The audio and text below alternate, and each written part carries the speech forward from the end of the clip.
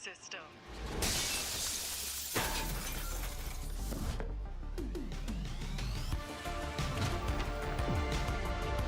All right, let's do this.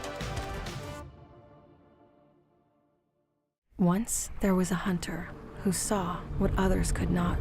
With a magic case in her backpack, she roamed with wild abandon into the great unknown.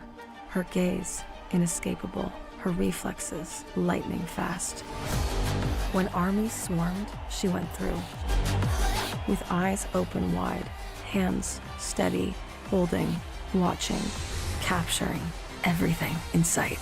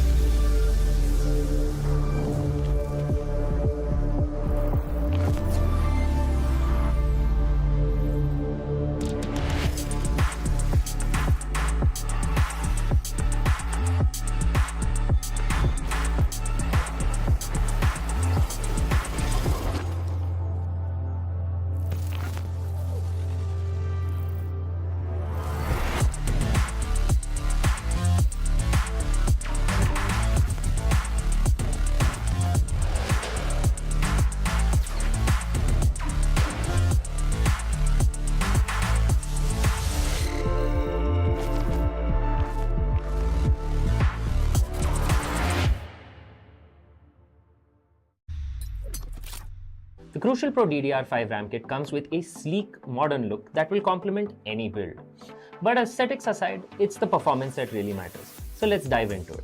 The default JEDEC timings are 46, 45, 45, but it does come with 2 XMP and Expo settings for those looking for a little more performance. With XMP 3.0 Profile 1, you can push the speed up to 5600 megatransfers per second. If you prefer a slightly lower speed but tighter timings, Profile 2 offers 5200 megatransfers per second at 42, 42, 42 timings. We've run some benchmarks and stress tests to give you an idea of how it performs. In general, dropping the speed and tightening the timings with the second XMP/Expo profile yielded better results for us on our test system. Paired with a Ryzen 7800X 3D, we saw anywhere from a 1 to 5% performance bump depending on workloads. All in all, the Crucial Pro DDR5 64GB RAM kit by Micron is a fantastic choice for first-time builders and enthusiasts alike. They want this! Show! Oh my God! How excited are you to see this match live right now?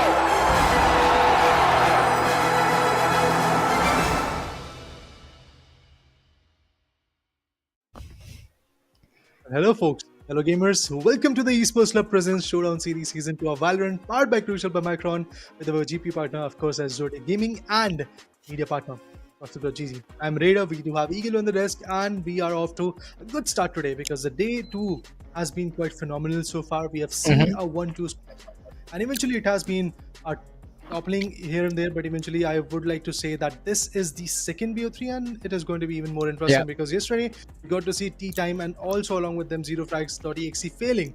But today is the day where we will get to see one of them being fruitful, one of them moving forward to the lower bracket round 2, I believe. So let's see who is going to be that particular team. Yeah, let's see how it's going to be. The way the first BO3 was really very exciting, was really very challenging for both the teams, especially for the way players played in. But right now, if I talk about the second game, I'm really very excited to see that which are those two teams and how they're gonna play, which are those agents they're gonna pick up, and what are the maps as well. But before that, this is the tournament format where open qualifiers were on 16th to 20th July, single elimination BO1, then playoff is going on from 21st to 27th of July, where you'll get a chance to play BO3, which is really very engaging, and 28th of July there's BO5 of grand finals.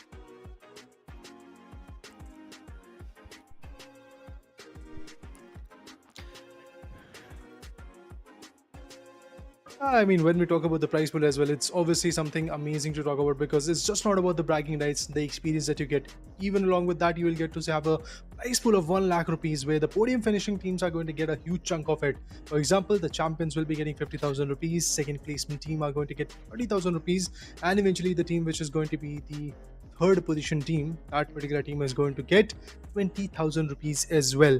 So yeah guys, there is a lot of things to gain. Of course, the fans are here waiting for your performances. The fans are here expecting something glorious coming in from one of the particular teams. But then again, it does feel like that certain teams have faltered down. But yes, this was today's schedule. We got to see August 6 in a 2-1 scoreline. They have moved towards the lower bracket round 2. On the hindsight, when we talk about the game number 2, which is going to get started shortly, it is going to be between Tea Time versus Zerofrags.exe. The question is, who will survive? Who will thrive? That's what we want to know.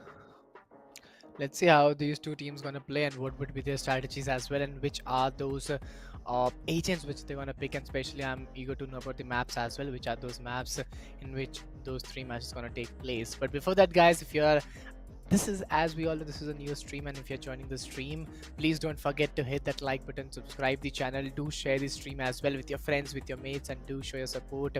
At the same time, if we talk about map veto, well, the first map was of Bind, the second map again Icebox, which was the first map of our last BO3, and third map Decider is Heaven. So yeah, pretty much similar. It's a new induction, I'll say, of Bind, which is the first map, and let's see how actually it's going to be. So far in the series, Showdown Series Season 2 to be precise, we have not yet seen a lot of Bind pick. So yeah, finally we get to have that, and this is going to be the pick of Team Tea Time. So they would love to start off in a good manner, and on the hindsight, if you talk about Zerofrags.exe, they were able to push down their opponent yesterday as well in the map of Icebox. So once again, they love to do that same thing today in the map of Icebox. So I think this might just go to Decider as well. Looking at the type of map picks, looking at the type of advantage and disadvantage areas, I would truly like to say that this particular BO3 is going to be fun to watch because we'll get to have a fierce competition. Obviously have not seen Bind yet, so I want to know how crucial of a play these individuals are going to bring. Obviously on the defensive sides, we can see Team Zerofrags.exe. On the other corner, when it comes to the other particular side, that is attacking. On that particular note, it is going to be Team Tea Time. So Tea Time will have to establish a good attack at this point. And if I try to predict the agents that might come, I think in terms of Sentinel, you can either go for a Cypher or go for a KJ. My pick always is going to be KJ, except when it comes to the map of Sunset. I would like to say KJ might be the phenomenal one, but we'll continue that conversation of agent picks. But let's have a look at the upper bracket, lower bracket scenario, the whole bracket scenario to be precise. Yes, we have 4 amazing teams who are there in the upper bracket semifinals, but we have only one team which has qualified to the lower bracket round 2, and the one team which has a bit of favor to us in the playoffs, it is going to be Silent Assassins 2.0, and the second team could be Tea Time, it could be Zerofrags.exe, and that's exactly what we are here to watch. Who is going to survive and who is going to go and get eliminated. Well, at the same time, if I talk about the level up leaderboard, FFY is at the first position with 81.59 points, and he's having a pretty good lead at the second position. It's because I am Batman is 68.38, and Summer is at third position with 63.95. So there is a huge difference between second and first position, which is really very engaging. But at the same time, guys, if you haven't checked our sponsor, please go do check out that as well. It's powered by Crucial, by Micron. Media partner is Gossip.gg, and its GPU partner is Zotac Gaming. So yeah, check out their amazing products and services as well. But at the same time, very soon we will be moving towards the first match of the day. We would be, going through players as well, that which are the players, which are the agents which they have been chosen. And as we have gone through the maps, that was really very engaging. Because if I talk about the map of Bind, then again Icebox, and the last match will be of Heaven. So yeah, pretty different choice by the players, a pretty different decider by the players and the teams as well, because we would love to see the action again in the last match of Heaven.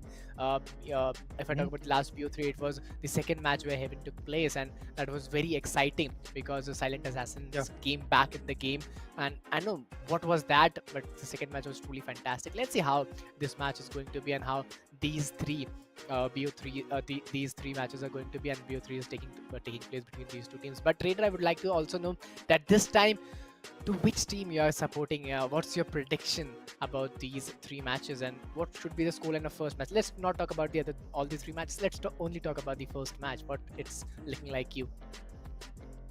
It's quite a tough question, Eagle, to be precise, because we have not yet seen Bind into the action. But solely after seeing what happened in the playoffs, I've seen T-Time 2 times in the whole action. I've seen Zerofrags yesterday as well. So in terms of that, I have to say T-Time might just take the edge in the map of Bind, all thanks to the pick that they have chosen. I mean, T-Time's pick is Bind, so I think performing in your comfortable pick, performing in that particular map which you have chosen is going to be the go-to thing for these individuals. But as an attacker, it does feel like that we'll get to see some interesting choices of agents coming to the play. I don't think so. As an attacking team, you will get a lot of value with a Cypher. Better go for a Sentinel known as KJ if you want to go with Cypher. I mean, that's your bet. On the hindsight, if you talk about smokes, obviously Brimstone is going to be valuable, be it his ult, the orbital strike, or eventually the lineups that Brim can bring, but you have to be good at it. And on the hindsight, of course, you can't separate Bind and Raise. These two things go hand in hand.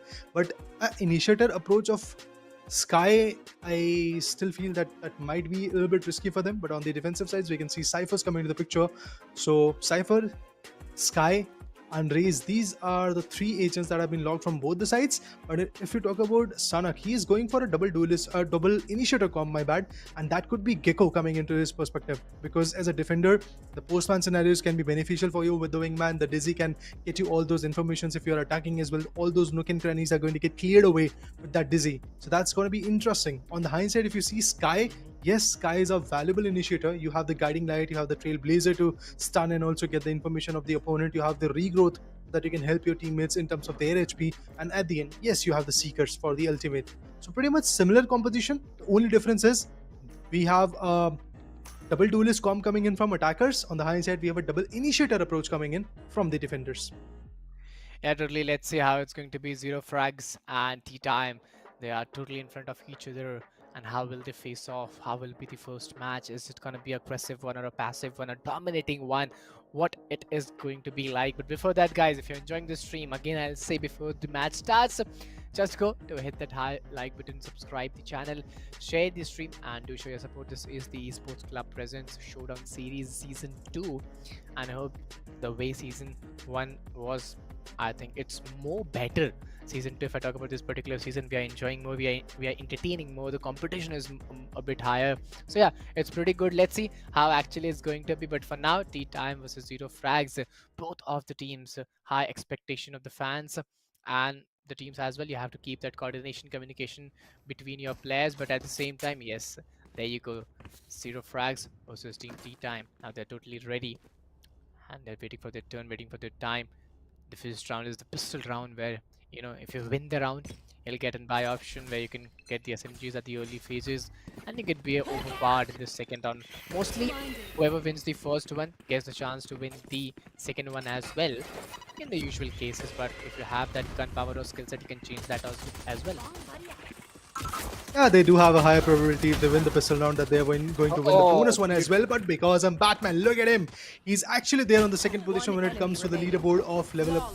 Leaderboard to be precise. But look at them. 0 frags. This was good. E-time. It's your map, buddy. But as an attacking team, if you lose like that, approaching from showers, approaching from A-main, this is going to be troublesome. I still put my bets on T-time for this particular map specifically. Overall, I do feel Zero Frags could be the one who's going to nail the day in their favor. As I said earlier, I am expecting a 2-1 scoreline. I'm not expecting a 2-0 scoreline here because of the maps that have been chosen. Yes, Heaven could be the decider. But finally, when you look at the bonus buy, it is going to be quite demanding from the perspective of Zero Frags. They were unable to go for a postman scenario. Team T-time, the attack completely failed. Here comes the guiding light. Oh, this is not good. The guiding light actually got obstructed, but still was valuable enough to flash out and eventually get the info that the players are lurking over there. But look at the other sentinel. It's the Cypher that I'm talking about. He's pushing onto the hookah region and he's making sure that he gets all those insights over there. But the Mage Punk Sheriff popping off, making sure that they get the damage or regrowth being utilized because I'm Batman back to 100 HP.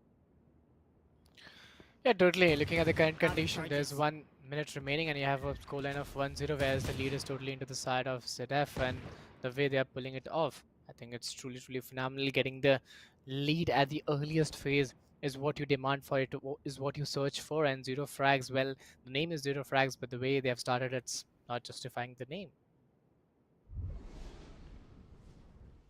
They are like, we are going to give 0 frags to our opponent. That's good, man. That's good. But from the A main, we have the Sheriff Swings coming in. High-low combination. It worked out, but at the end, look at this Uncult and Summer. Combined effort from the corner. Flawless win. Good way to utilize the bonus buy. An efficient way to convert the rounds in their favor. I think T-time took a little bit more time period. And at the end, as the timer was running low, they had to push onto the A side. They would have not been able to like push onto the B side because of the Cypher setup. So at the end, they had to commit. But that commitment, well, it was not at all helpful. I am surprised for one thing. I usually, whenever I see the map of Bind or whenever I usually play, my go-to agent obviously is the initiator known as Breach. But I can't see any Breach play coming into this particular POI because Flashpoints, the Fault Line, Rolling Thunder, Aftershock, these are the 4 utils that I love to use the most when it comes to Valorant. I think it can go hand in hand in the map of Bind as well, but initially UV and Gur playing and popping, getting some 2 crucial picks. Both the duelists are doing a fun job, and there comes the plant. What will the defenders do at this moment? Because they do have a Gecko. The Wingman can be utilized. That can be a 4th buddy at this point. But then again, you have to go up close to take that particular fight. And Sanak, he's trying to push in. He's trying to get the inside along with his teammate Cypher. And as we can see, Evan has been blocked off by a smoke, and Gur finds one more crucial. Not just one, but 2. It's going to be Realm who gets it. Gur with the 3K sums the deal up and made sure that the full buy round is going to be in their favor. That too in a flawless way. There you go, finally the score line of 2-1. And this could be a competing game. This could be a challenging game by both the teams because, you know, they are competing with each other at the earliest phase itself. So it's really very important that they'll go with that same intent throughout the game. Zero Frags, they've got those 2 into their side. T-time, they've got that 1 into their side. So yes, now it's the it's the 4th round where you have to actually level up the game. Or let's see, it's Zero Frags who will get that lead, or it's T-time will just you know, tie the game from and take the competition for a higher level. Trailblazer, no, it's not going to be valuable. As we get to see Trailblazer getting shut down. Lear comes through. There comes the Painful Nades. The Showers is still contested, but let's see who secures some good picks. Oh, it's going to be Gov again. Because Sunkult was on utils. He was trying to go for the guiding lights, but that was not at all helpful for him. Moshpit comes through. Summer finds Realm. The plant is going to get queued in. Once the plant is done, oh, he decided to fake it. Okay, we have Dizzy. But Dizzy was again not that valuable, just like the Trailblazer. Ace can push back. Yes, they are doing it. They're trying to push back a bit, but this is not going to be an easy strategy to work with. The trap wires are over there. The spy cam is going to be visible enough. As we can see, some more smokes and other utils are going to get utilized. But in the middle of all these rotations, in Showers, I get to see that Reina on the Empress, still holding that particular corner. Here comes a Wingman, trying to analyze, trying to get where the players are. But Slowly but steadily, the plan is going to get queued in. It's a 2v3 equation on this particular side. Yes, the plan is done. Cypher will rotate. You have a 3v3 equation to play with. Spy cams. Oh, Reina, phenomenal. Gurv on his Empress is about to get an ace. Let's see if he can get it. Let's see, guys. From 3k to 4k to 5k. I would love to see an ace that early. Let's see if that's going to be easy. Oh, no, no, no. Lion is just going to make sure that it is not going to be the case. Yes, totally. 2-1 is the score line. Zerofrags having that lead into their favor, as well as the man advantage is also into their side. And no, it's 2-2 on the both side. And right now, the spy diffuser has been killed, and I think the attackers, they would win the game. And yes, attackers, they will win the game. And now the score line has totally been leveled up. It's a 2-2 score line. Tea time. They are coming back in the game with a scoreline of 2-2, and yes, they're giving a tough competition the way they are pulling it off. You have, almost 4 rounds done, and both the teams have won 2 rounds each. So yes, it's a pretty good start. It's a pretty good competition by both the teams. Let's see how actually this half will end, and how will be the next half, because okay, it's a technical pause.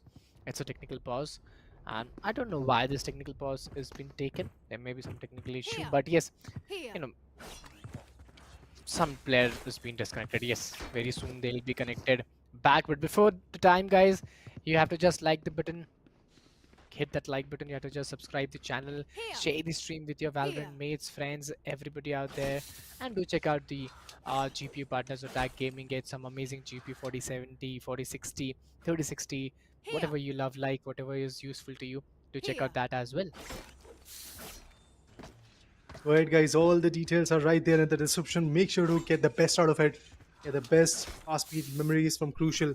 On the hindsight, yes, TEC Gaming is going to offer you a lot when it comes to those amazing GPUs, as they are our GPU partner. And if you want to have some tech details, gossip.gg is your go-to platform, not just about the tech and also about the esports industry. But for now, what we want to see is basically how Zerofrags is going to revert. Because yeah, you were able to win the pistol round, kudos to that. Congratulations on winning the bonus buy as well. But after the full buy was there from team Tea Time, it seems like that you are just getting shut down every now and then. Every here and there, you can see a total retaliation coming through. Even the mind games from Tea Time is absolutely amazing.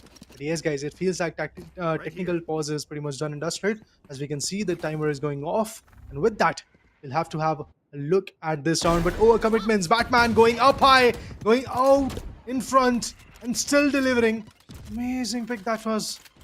Because Batman was able to get the first one. The attackers are now on a shaky start. What? Romeo? Okay. He's going to make sure that there is no weapons to be claimed from the defender's perspective. That's amazing. That's a good strat. Sunkurt, he's still out there. The Leer gets utilized. Yes, I've been pushing forward. So Stopper, not so valuable. That's for sure, because the rocket fuser is about to go off. It's not going to help them anymore. Yes, the ultimate is in vain. Trailblazer from the other corner. Sunkurt pushing in forward. Making forward. But yes, Trailblazer was taken down. Trailblazer is more or less like a informative guiding line for you. That's exactly what these individuals are trying to use it for.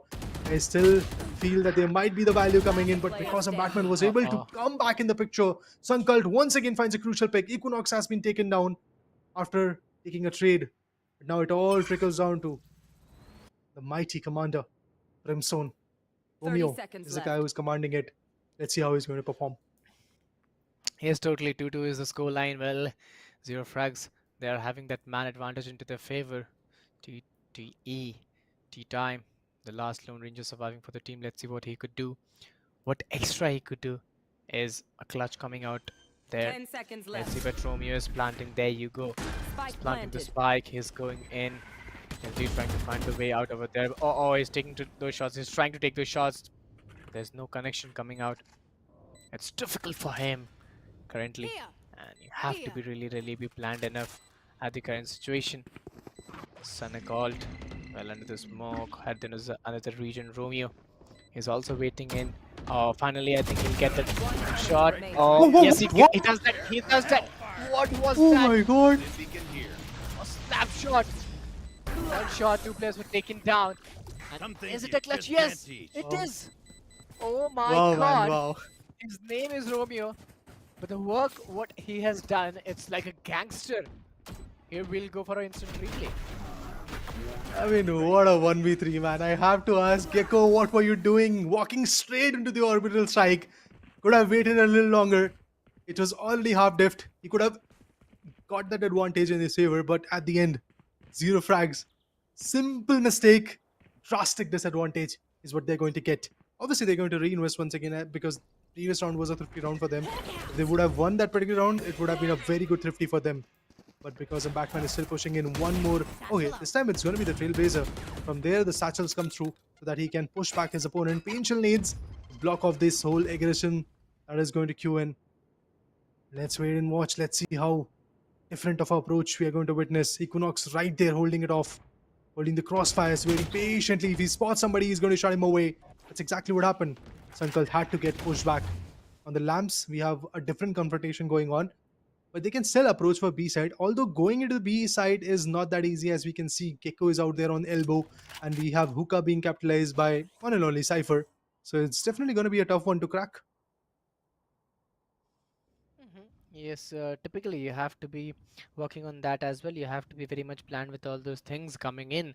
If you look at the scoreline, though Zero Frag started with a lead, right now Tea Time is having a lead of 1 point. So yes, tables may turn around the way these two teams are playing, giving a tough competition to each other. It totally states that you have to be very much planned and you have to be very much doable with all the things. 30 You seconds have to left. keep a plan B as well, and you have just 30 seconds left. Both teams having a 5 point advantage. Let's see what actually they are planning to. They're planning to go in. They're planning to get the right value. Orbital strike comes through. The plan is going to get denied. And this is how the Seekers are going to get utilized. Sanak finds Equinox. Big blunder being done right through the elbow. This guy gets the value. Mosh pit. Yes, indeed, that's going to come through. But the plan is also going to get queued. We have 2 ultimates, but both of those ultimates are not going to get utilized because we had 2 neural thefts from one side each. But both of them have been picked off. Sanak going for the wingman, but he gets spotted. He's going to get shot down. But the wingman, he is still going to make sure that Sanak might get something valuable at the end. He also gets traded off. Brim and the Raised. These two are surviving, but it does feel like that won't go far. Gulp with the 3k already. He is definitely being the guy who's changing the tide of this particular map. Clear and a swing. Oh, I thought that he's going to take him away. Okay, finally with the Prime Classic, this guy gets a 4k. I mean, Garv is a guy who has got a lot of 4ks and 3ks in his past, but an ace is something that I'm waiting for. Let's see how actually it's going to be. 4-2 is the score line. TTE, which is Tea Time, playing very phenomenal in this game, having a lead of 2 points. Let's see, are they ready to, increase this, or something else will happen with Zero Frags, because they started with a bang, but right now looking really very silent, really very composed at a particular region and limited too. But right now the game will start very soon, and yes, this would be another round. Almost just completed 6 rounds, and oh, that was just something else. What was that? A great shot by Vandal. And right now, Tea Time, I think their time is here.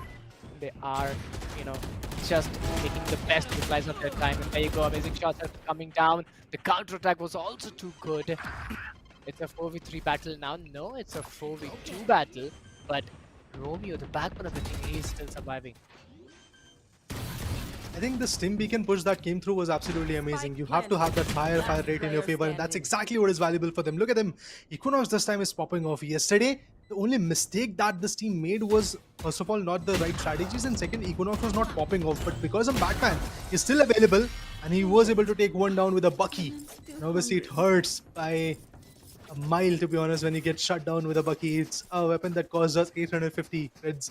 And on the hindsight, the damage that it does, it can be a massive one onto you. So for that reason, of course, because Batman is making a bit of a pressure. And remember, guys, I have told you enough times that because Batman is an individual who is already there on the top, on the podium places of the level up leaderboard. And what is he going to get if he remains on top?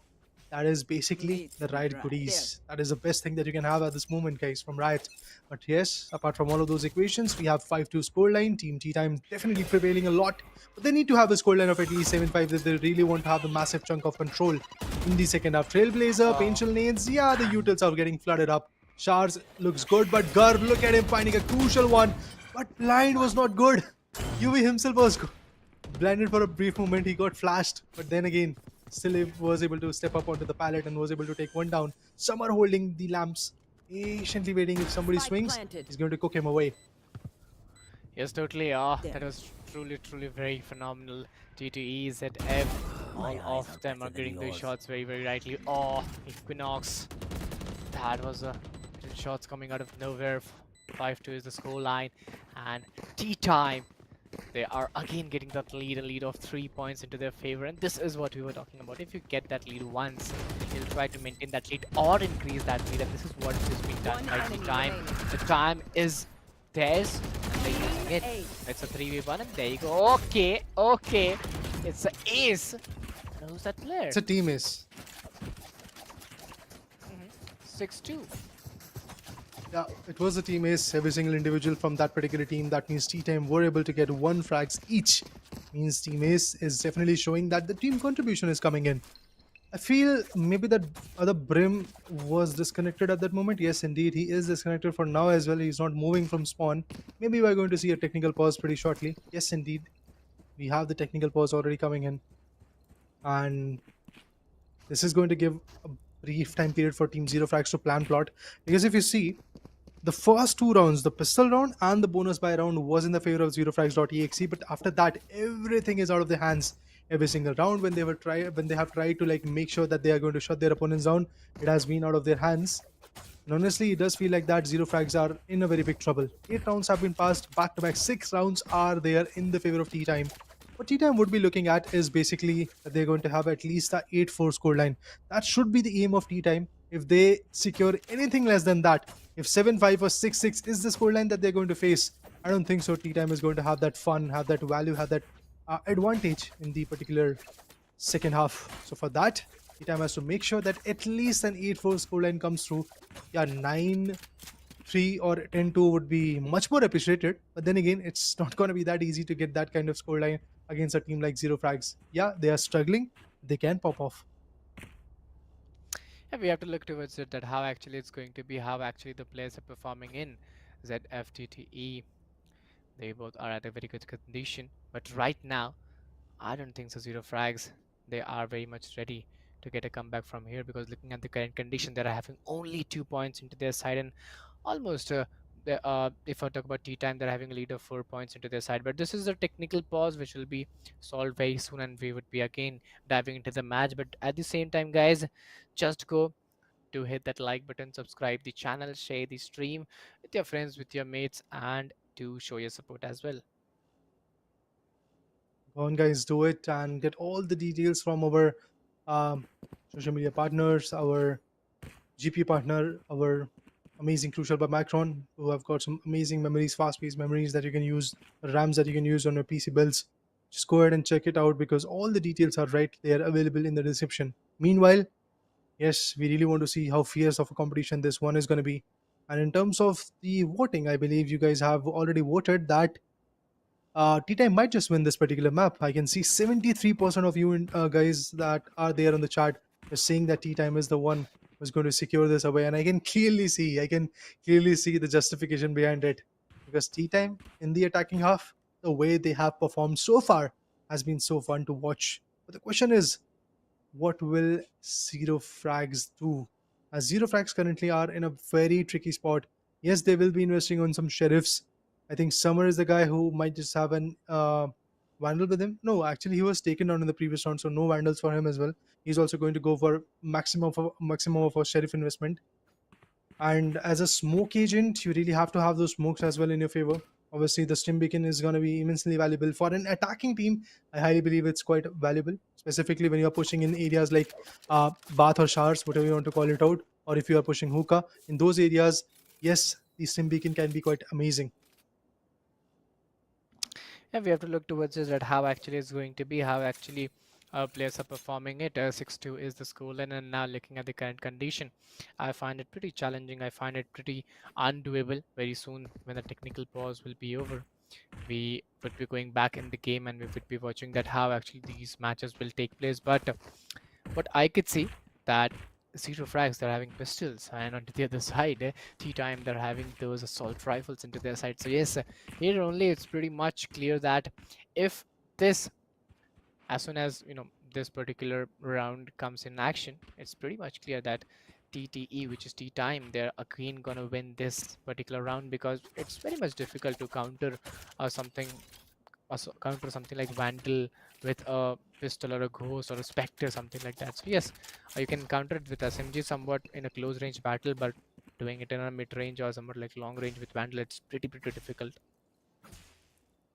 I mean, it is difficult, but it won't be the first time when I would have been seeing a thrifty. You've seen in the past that thrifty rounds have come. So possibly, let's just put our faith on Zero Frags for one particular round. Maybe they're going to bring the action back in their favor. But if that's not the case, obviously T-Time is going to roll in like thunder. But yeah, I can see Summer being connected once again. Has got the Sheriff to play along with a half buy. And I think pretty soon the technical timeout is going to go out. And with that, we'll be able to see the ninth round of the first half, or should I say, even for the full game. I think T-Time is a very interesting team. The only thing that goes wrong with them is basically if once a single individual starts to pop off, the other guys are not being able to follow up. That happened yesterday. Then only I think T-Time can falter down. Otherwise, T-Time is a very good team, and they have to work on that synergy part for themselves. Currently, it does feel like that they're working on it in a very good manner. Look at Garv. One duelist is out there on the top. 14 frags is what he has got, and the other duelist, UV, is there with 2 frags only. But the best part is, all of them, in a combined way, are still getting the value for the team. That's what really matters. But I think, yes, the pause has been uplifted. And after all, we'll get to see the 9th round. Let's have a look at it. What happens next, guys? There you go. The players are going to swing. 2 on the bats. 3 on the A mains. As I can see, the guiding light goes through. 3 individuals are out there. Look at them. With the Sheriff, they would be looking forward to like completely shut it down and eventually take the total control. But let's see if that's going to be the case or not. Summer finds UV. And that's a dreadful task to come up with. But Romeo finds one more. Sunakal gets Realm as well. Total control has been snatched away. They don't have the HP to fight back with. With a painful nade, I thought that this guy is going to get put away. Look at the brim. 1 HP. And as I said as well in the technical pause, that this won't be the first time when Zerofrags have pulled off a thrifty. We got to see that thrifty, man. We got to see that thrifty. What an amazing round. What an amazing turn of events. Of course, the investments from T-Time is still going to come, but this was a blunder. Yeah, totally. 6-3 is the score line, and Zerofrags got the opportunity to get back in the game, and they were searching for it itself. So yes, this would be the 10th round of the first half, and the way they're pulling it off, it's totally very engaging. Zerofrags, they'll anyhow try to get a comeback from here. Let's see, will T-Time allow them at this particular time? It's a 5v5 battle around this BNT region. Vandal into the hands will give him a lot of confidence, moving in very silently, very quietly, trying to find a way, but it's not very much easy. Had to break that tripwire. Finally going to swing. Attackers, they're in a full mood to take the total control in their favor. But outside the showers, we can see that everybody has just completely backed out and they've decided to go ahead and approach the B side. And it seems like that the rotation is also going to come through. But so far, I have not yet seen a lot of teleporter plays. Nobody has like decided to go for the teleporters, be it the mid one or eventually the E teleporter. But yes, we do have a showstopper. Shutting Lion Dine is going to give them the open opportunity to push in. That's exactly what they're trying to do at this moment. Look at them pushing in the Seekers. Yes, they are also going to come through. But Reina, even before that showstopper could have been valuable, Garv shuts Batman down. This is definitely a win case scenario. 7-3 is the exact scoreline. That means Zerofrags, you are for sure going to be on the deficit in this first half, because T-Time, they've already taken one step ahead from 6 rounds. Yes, totally. Looking at the current situation, it's very much difficult for the players, very much difficult for the teams to go on with that same intentive approach. 7-3 is the score line, where T-Time is having a lead of 4 points into their favor, which is a pretty good number, which is a pretty good hold as well. But right now, you have to be really very alert right now. You have to be very doable with all the things coming down the lane. One wrong move, one wrong mistake, things will turn around. Let's see. There. I doubt that move is going to come, man. Yeah, we do have 3 ultimates online, so that is another interesting thing to talk about. But oh my god, that was a blunder. Summer, he gets a 2k. The other guys are going to swing through. The Trailblazer comes in. Yes, they are looking forward to get some good picks. What? Initially whiffed, but Gar finally was able to attain a good shot. Realm takes down Summer. It's a 3v3 equation. The spike is still guarded by the Sky. Sun Occult still holding that particular corner. They should go for some predictable fire over there so that they can avoid getting destroyed. Okay, blind didn't work. Oh, finally, Sun Occult. Will he be able to take a 1v2? Last player I doubt that. On the iron corner, yes, we have Lion from the Lambs. He was able to swing and gets the value. That's it. It's just the Cypher. Cypher is miles away. He's rotating from CT spawn. But Neural Theft has been utilized. That means it is going to give away the position of that particular Cypher. Not just that, even the Seekers have been invested. It's a big investment, to be honest, from both the sides. 30 Two seconds ultimates left. already being invested. Well, Seeker goes down. Sun Occult still out there. Sun Up on the other corner is still holding a very good spot. He gets shut down. Is he going to guard the showers or not? Let's see if he's going to check the showers. It does feel like that the time is quite low. Won't be able to swing onto that particular corner, but instantaneously he wanted to put up a cyber cage. But even before that, he got shot down. 7-4 is the scoreline. And I have told you enough times, guys. We want to see an 8-4 scoreline if T-Time wants to prevail in this particular map. That's what they would be aiming for. The last round, it was again a bit of a quick downfall for them, because I thought that they're going to survive a bit. That was not the case for them. But anyway, guys, all said and done, this is the last round of the first half. Hoping for the best from Team T-Time. Let's wait and watch what they can do. Let's say as this is the last round, looking at the current condition, it looks like T-Time is having that lead and they would love to, just increase that lead anyhow, managing the things up very rightly, but it's not very much easy. You have to be very much planned and very much looking for all the things. 1 minute, 20 seconds into your side. And he's trying to still figure it out how they could get that first opening initiative fake right now under the smoke. He's trying to take some shots over there. It's a 5v4 battle. T-Time is having that lead and with. They're trying to utilize that lead as well. Thrash comes through, but not the values of Thrash. See, obviously, when you were trying to enter a site like B, you have to take down the Cypher for the first pick. That's exactly what happened. They were able to get Cypher down. From there, the guiding lights are coming in. They're trying to make sure that they pressurize the elbow region, and they have been effective at it. The Trailblazer comes through, but I don't think so. The Trailblazer value is going to be that much. Obviously, Trailblazer is going to give away a lot of info about where the players are. At the end, Batman finds one, Sana gets one more, UV retaliates, won't go far as Equinox has been taken down. It all trickles down to UV, and he is also going to go ahead and get in that cascade. The effect is here. 7-5 is the scoreline. I would like to unfortunately say that T-Time, yes, you still have the advantage, but that's not a big one. Yes, totally. This was the end of the first half of the first match, and you could see the discussion going between the players in the team that what actually it should be like, what actually they should do. Summer, Sanak Yalt, because I am Batman, NXH Lion, and Sanak again, yes. So yeah, all of these 5 players are trying to get the best out there. Garv, UV, Romeo, Equinox, and Real M onto the other team, which is T-Time. So yes, let's see how actually the next half is going to be, because this is really very important for both the teams. Whoever wins the first one will get a good confidence, will get a good game from here. So yes, 7-9, the first half is over, and now we will be moving towards the second one. We do have a technical pause. That means, once again, a good time period for both the teams to figure out what's going wrong with them. And eventually, in the previous round, I was quite surprised to see the way a failure came through from T-Time's perspective, because they could have easily snagged that round away in their favor. But the mistake was basically not being able to judge how the slam is going to come from the CT spawn.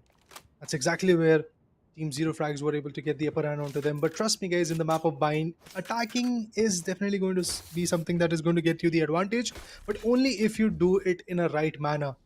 Well, on the hindsight, if you talk about T-Time, they have a double duelist approach, so I feel it is going to be a little bit of a risky move, specifically for the second half, and that's exactly why I was calling out that we want a scoreline of 8-4, because you have double duelist. It is going to be very difficult to deal with it, but we have classics in the hand. On the hindsight, we have Ghost, we have some frenzies also available. Here comes the guiding light. This time it's not going to flash anyone. Realm has to push back a bit. Trailblazer is also active. So let's see if Flint Wizard is going to get utilized. But regrowth is obviously always valuable. Let's see how actually is going to be, how what are actually they following up to. And yes, he's got the spike, and now 7-5 score line. Both the teams are having an advantage of 5-5. I must wait a moment. It's a pretty difficult task. It's a pretty challenging task for the players, for the teams to go and with. But right now, ladies and gentlemen, if you're enjoying these amazing matches, please don't forget to hit that like button, subscribe the channel, share the stream, and shotgun. He tried. But he failed, and coming back into position. But also feeling Defenders are slamming at this point because they do know that they have controlled a lot of things. But no! Sonic and Sonic Earth have completely changed the game. Now this is what 30 overcommitment is seconds left. truly called. But Realm is still stepping it up. Takes down the sky, but there comes an instant retaliation. You have to back out, otherwise the cost of this whole overcommitment is going to be very high to be paid. I thought that this is a round of tea time, but the overcommitment, man, that is something scary to talk about. But now the players are pushing in from showers, 10 seconds so they are going to go for an easy plant, and from there the post-plant scenario will start. As you can see, Romeo is out there with a good weapon. Oh, interesting ding shot from the Prime Classic. He should wait a bit. I think he should really wait for a bit, but he decided to swing. Sana goes down. It all trickles down to one last individual, and Lion is actually out there with just 10% HP and is there hiding in the cubby, patiently waiting to see where the swings are. Is he going to check it away? Oh, even after checking it, Lion still lands the shot right on the skull. Equinox gets taken down. Massive blunder, to be honest. Zerofrags, you have got an opportunity. Smash through it. Tell Tea Time who are you, and eventually showcase them. If you overcommit, this is the price to pay. Yes, totally. You have to pay that price, and again, it's a tough contendership between both the teams. 6-7 is the scoreline. Both the teams are not ready to give up so easily, and yes, they're fighting for it. They're fighting for it from the heart to breath. Everything they're giving up on this particular match, and we are done with almost 13 rounds, and still, it's difficult to say that which team is more aggressive or which team is more passive, which team is more dominated by someone. It's really difficult to say these things. I think aggressive is definitely Team Tea Time, but effective is Zerofrags. So far, they've done a great job when it comes to having the whole advantage in their favor. Obviously, for now, this round could actually go in the favor of Tea Time, in the favor of Zerofrags. My bad. All thanks to the economical advantage and also the weapon advantage that these guys have got. Look at them shooting here and there, making sure that they get the advantage. Well, finally, a bulldog is going to get conquered. There you go. This raise is going to collect that bulldog, but the plant is done. Tea Time, I think they would like to. I think this guy UV specifically would like to go for an exit frag. He might be able to like go for some exit picks at this moment, but he decided to let the bulldog away. Let the bulldog go. He's playing on a sheriff. Interesting. He had the chance of taking that bulldog, but there you go. On a mage punk sheriff, this guy is moving in slowly, closing the gap, slowly pushing in. I think UV versus Batman is going to be the case scenario. Yes, that was the case. He got some initial shots onto him. Still, nobody is invaluable so far. What? You're receiving the damage of Mosh Pit as well. You're still trying to hold it away. Sana gets the final pick. It's 7-7 already. And now, of course, the full buy is going to come from the defenders. This is the moment where Tea Time has to rise again. Yes, totally. Looking at the current condition, 7-7 is the scoreline, and it's looking like a draw, but yet there are almost few more rounds left. Somewhat like 4 and 6. Yes, 10 more rounds left. So let's see how actually it's going to be. Both the teams are not ready to give up so easily. And right now, Zerofrags versus Tea Time. Yes, they're taking some more time. Technical pauses out there. They want to, get some more time. Some play may be offline or something like that. So yes, we'll be rejoining very soon. But at the same time, guys, what you have to do, you have to hit that like button, subscribe the channel, share the stream with your friends, with your mates. You have to show your support in the chat section to your favorite team or favorite player. But yes, these players, Tea Time, Garv, UV, Romeo, Equinox, Realme, the way Romeo played in the first half and the way he pulled off that 1v3 clutch, that was truly phenomenal. I think UV is still lacking behind at this moment. So let's see if UV is going to pop off, because Realm on the other corner on a Sky, he's also doing a great job. Equinox on a Cypher, pretty phenomenal as well. Romeo, obviously, quite good at the same moment. But these technical difficulties are part and parcel of the whole equation, and it does feel like that these technical difficulties uh, are also giving a lot of time to these individuals to get that idea in their favor. Romeo is the guy who faced that technical difficulty in the first half, and then finally we have Because I'm Batman and Sunacult probably facing the same issue. Zerofrags.exe, they have narrowed the gap, they have made sure that they have equalized the stand, but I think still miles to go. You have a 7-7 scoreline. I think the plausible scoreline that these individuals are looking at is somewhere around 13-8 or 13-9 if I talk about tea time, because it's their map. They would love to control the whole thing. Although so far, before the first half was done, they were on the lead. But then when the first half was done, they were still on the lead. But after that, if you talk about the second half's initiation, the pistol round and the bonus buy, that was out of their hands. That's exactly where they are facing a bit of a trouble. Yes, we have to look forward to that as well. Looking at Zero Frags and XH Lion, he's there leading the team. And yes, I guess very soon we would be ending the technical pause as well. At the same time, guys, as I told you, go and check out our media partner gossip.gg as well. And it's powered by Crucial Micron. And at the same time, if you haven't checked out Zotac Gaming, amazing GPUs out there that will enhance your gaming experience, that will enhance your, you know, entertainment experience, those visuals, everything out there. So yes, they have a great GPU collection from 4070 to 4060, 3060, 3060 Ti, everything out there. So yes, you'll get some even good discount as well. So yes, go do check out that as well. Hey guys, go ahead and check all those amazing deals that you can get from our interesting partners at this moment. And meanwhile, you do that, we'll get these technical issues sorted and figure out what happens next. Because if you look at the economical advantage, it's still there in the favor of Tea Time because of the fact that they are going to go for a full buy. Garb on the other corner has done the heavy lifting, but if you see Equinox, Romeo, Realm, UV, all these four members are still there with single digits. And that's the only mistake that happened yesterday as well against teams like Team NJ. Because the mistake that you were doing was basically one man show is something that is not going to be fruitful. Yes, Garv is very effective duelist. We can clearly see how far he has pushed his team. But if the other guys are going to fail, at the end, the value is just not going to be good.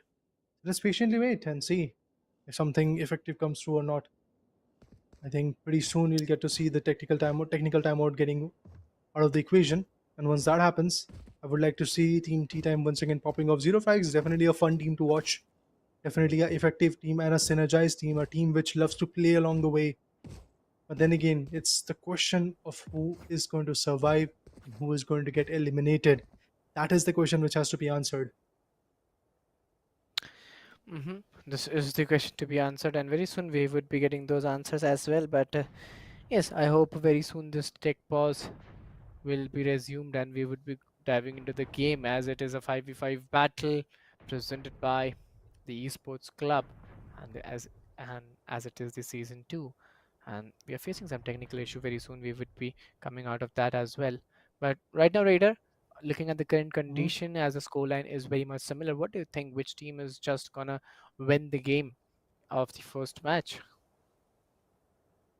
As I said earlier as well, bro, I think it's going to be tea time. That's quite possible that they are going to win.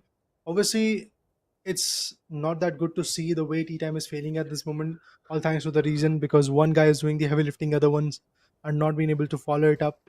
But still, we can't reach to a verdict in terms of the team contribution because still many more rounds are left. To be specific, there are going to be more than 10 more rounds to watch after these rounds are over. We might be concluding this thing that maybe one guy is just overstepping, one guy is just doing the heavy lifting, and the other guys are not able to like follow up. But for now, I would like to say yes, Garv, we have done phenomenal stuff. We're expecting a lot from you, but at the end, Equinox, Romeo, Realm, even the other duelist UV, you have to start popping off. Obviously, you are on the defense, so you have to be a little cautious about your approaches here in this particular half. And then again, if you are able to control a lot of action in the favor of the particular team, I think they might just be the winner. So let's wait and watch. Technical timeouts, these really hurts to be honest, because these technical timeouts brings the anxiety out of us. And it's already a very hard pounding equation at this moment. We never know who's going to win. We never know who's going to take the total control in their favor. But in order to have that insight of how the whole equation is going to get tallied up, I guess we have to wait a little longer. Yes, we have to wait a bit, and yes, this breaks the momentum for the casters, for the production team, and even for the players as well. And sometimes it's required, sometimes it's too short, sometimes it's too long. Likewise now, and yes, very soon we would be coming out of this, and let's see how actually players gonna play, and is there something really very serious or not. But I guess very soon we would be coming out of the technical timeout, and we would be diving back in the match as well. But before that, guys, if you're watching the stream, please don't forget to hit that like button, do subscribe the channel, share the stream, and do show your support as well. Keep on supporting, guys, because these teams do need it, and we all need it. We all need your support for bringing this amazing IPs like this. In the past, we got to see the Esports President Showdown Series Season 1 of the Valorant, and in that particular season as well, we got to see a lot of newer talents come into the picture. We got to see a lot of interesting matchups in that particular scenario. And obviously, in Season 2, we can see even more brighter individuals, even more efficient individuals who are doing some great job. For now, in order to resolve these technical difficulties, we'll take a quick short break, and after that, we'll be back to resume the action.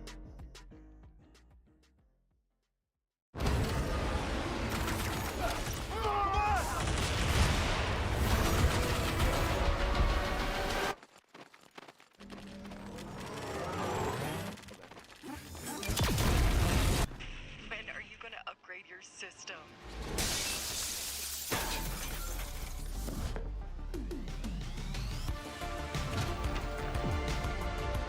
Alright, let's do this. Once there was a hunter who saw what others could not. With a magic case in her backpack, she roamed with wild abandon into the great unknown.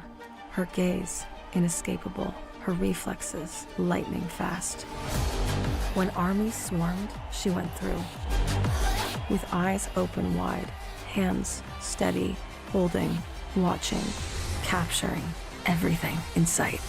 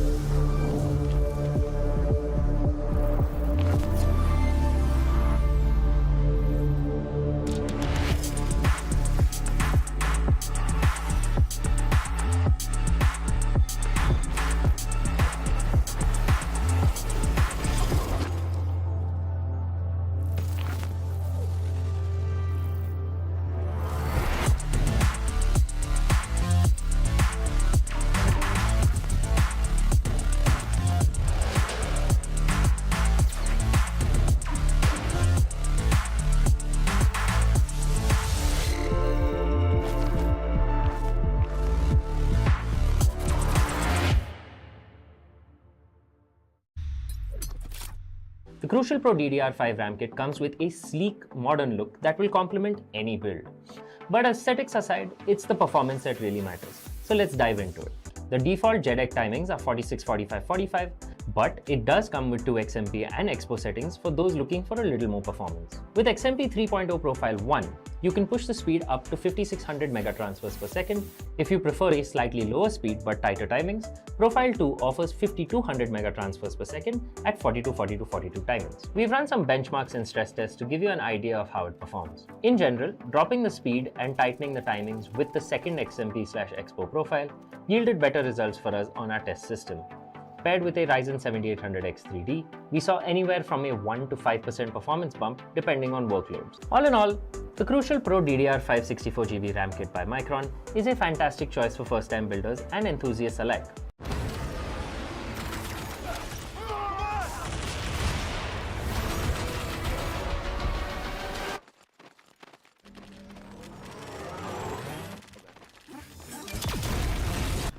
When are you gonna upgrade your system?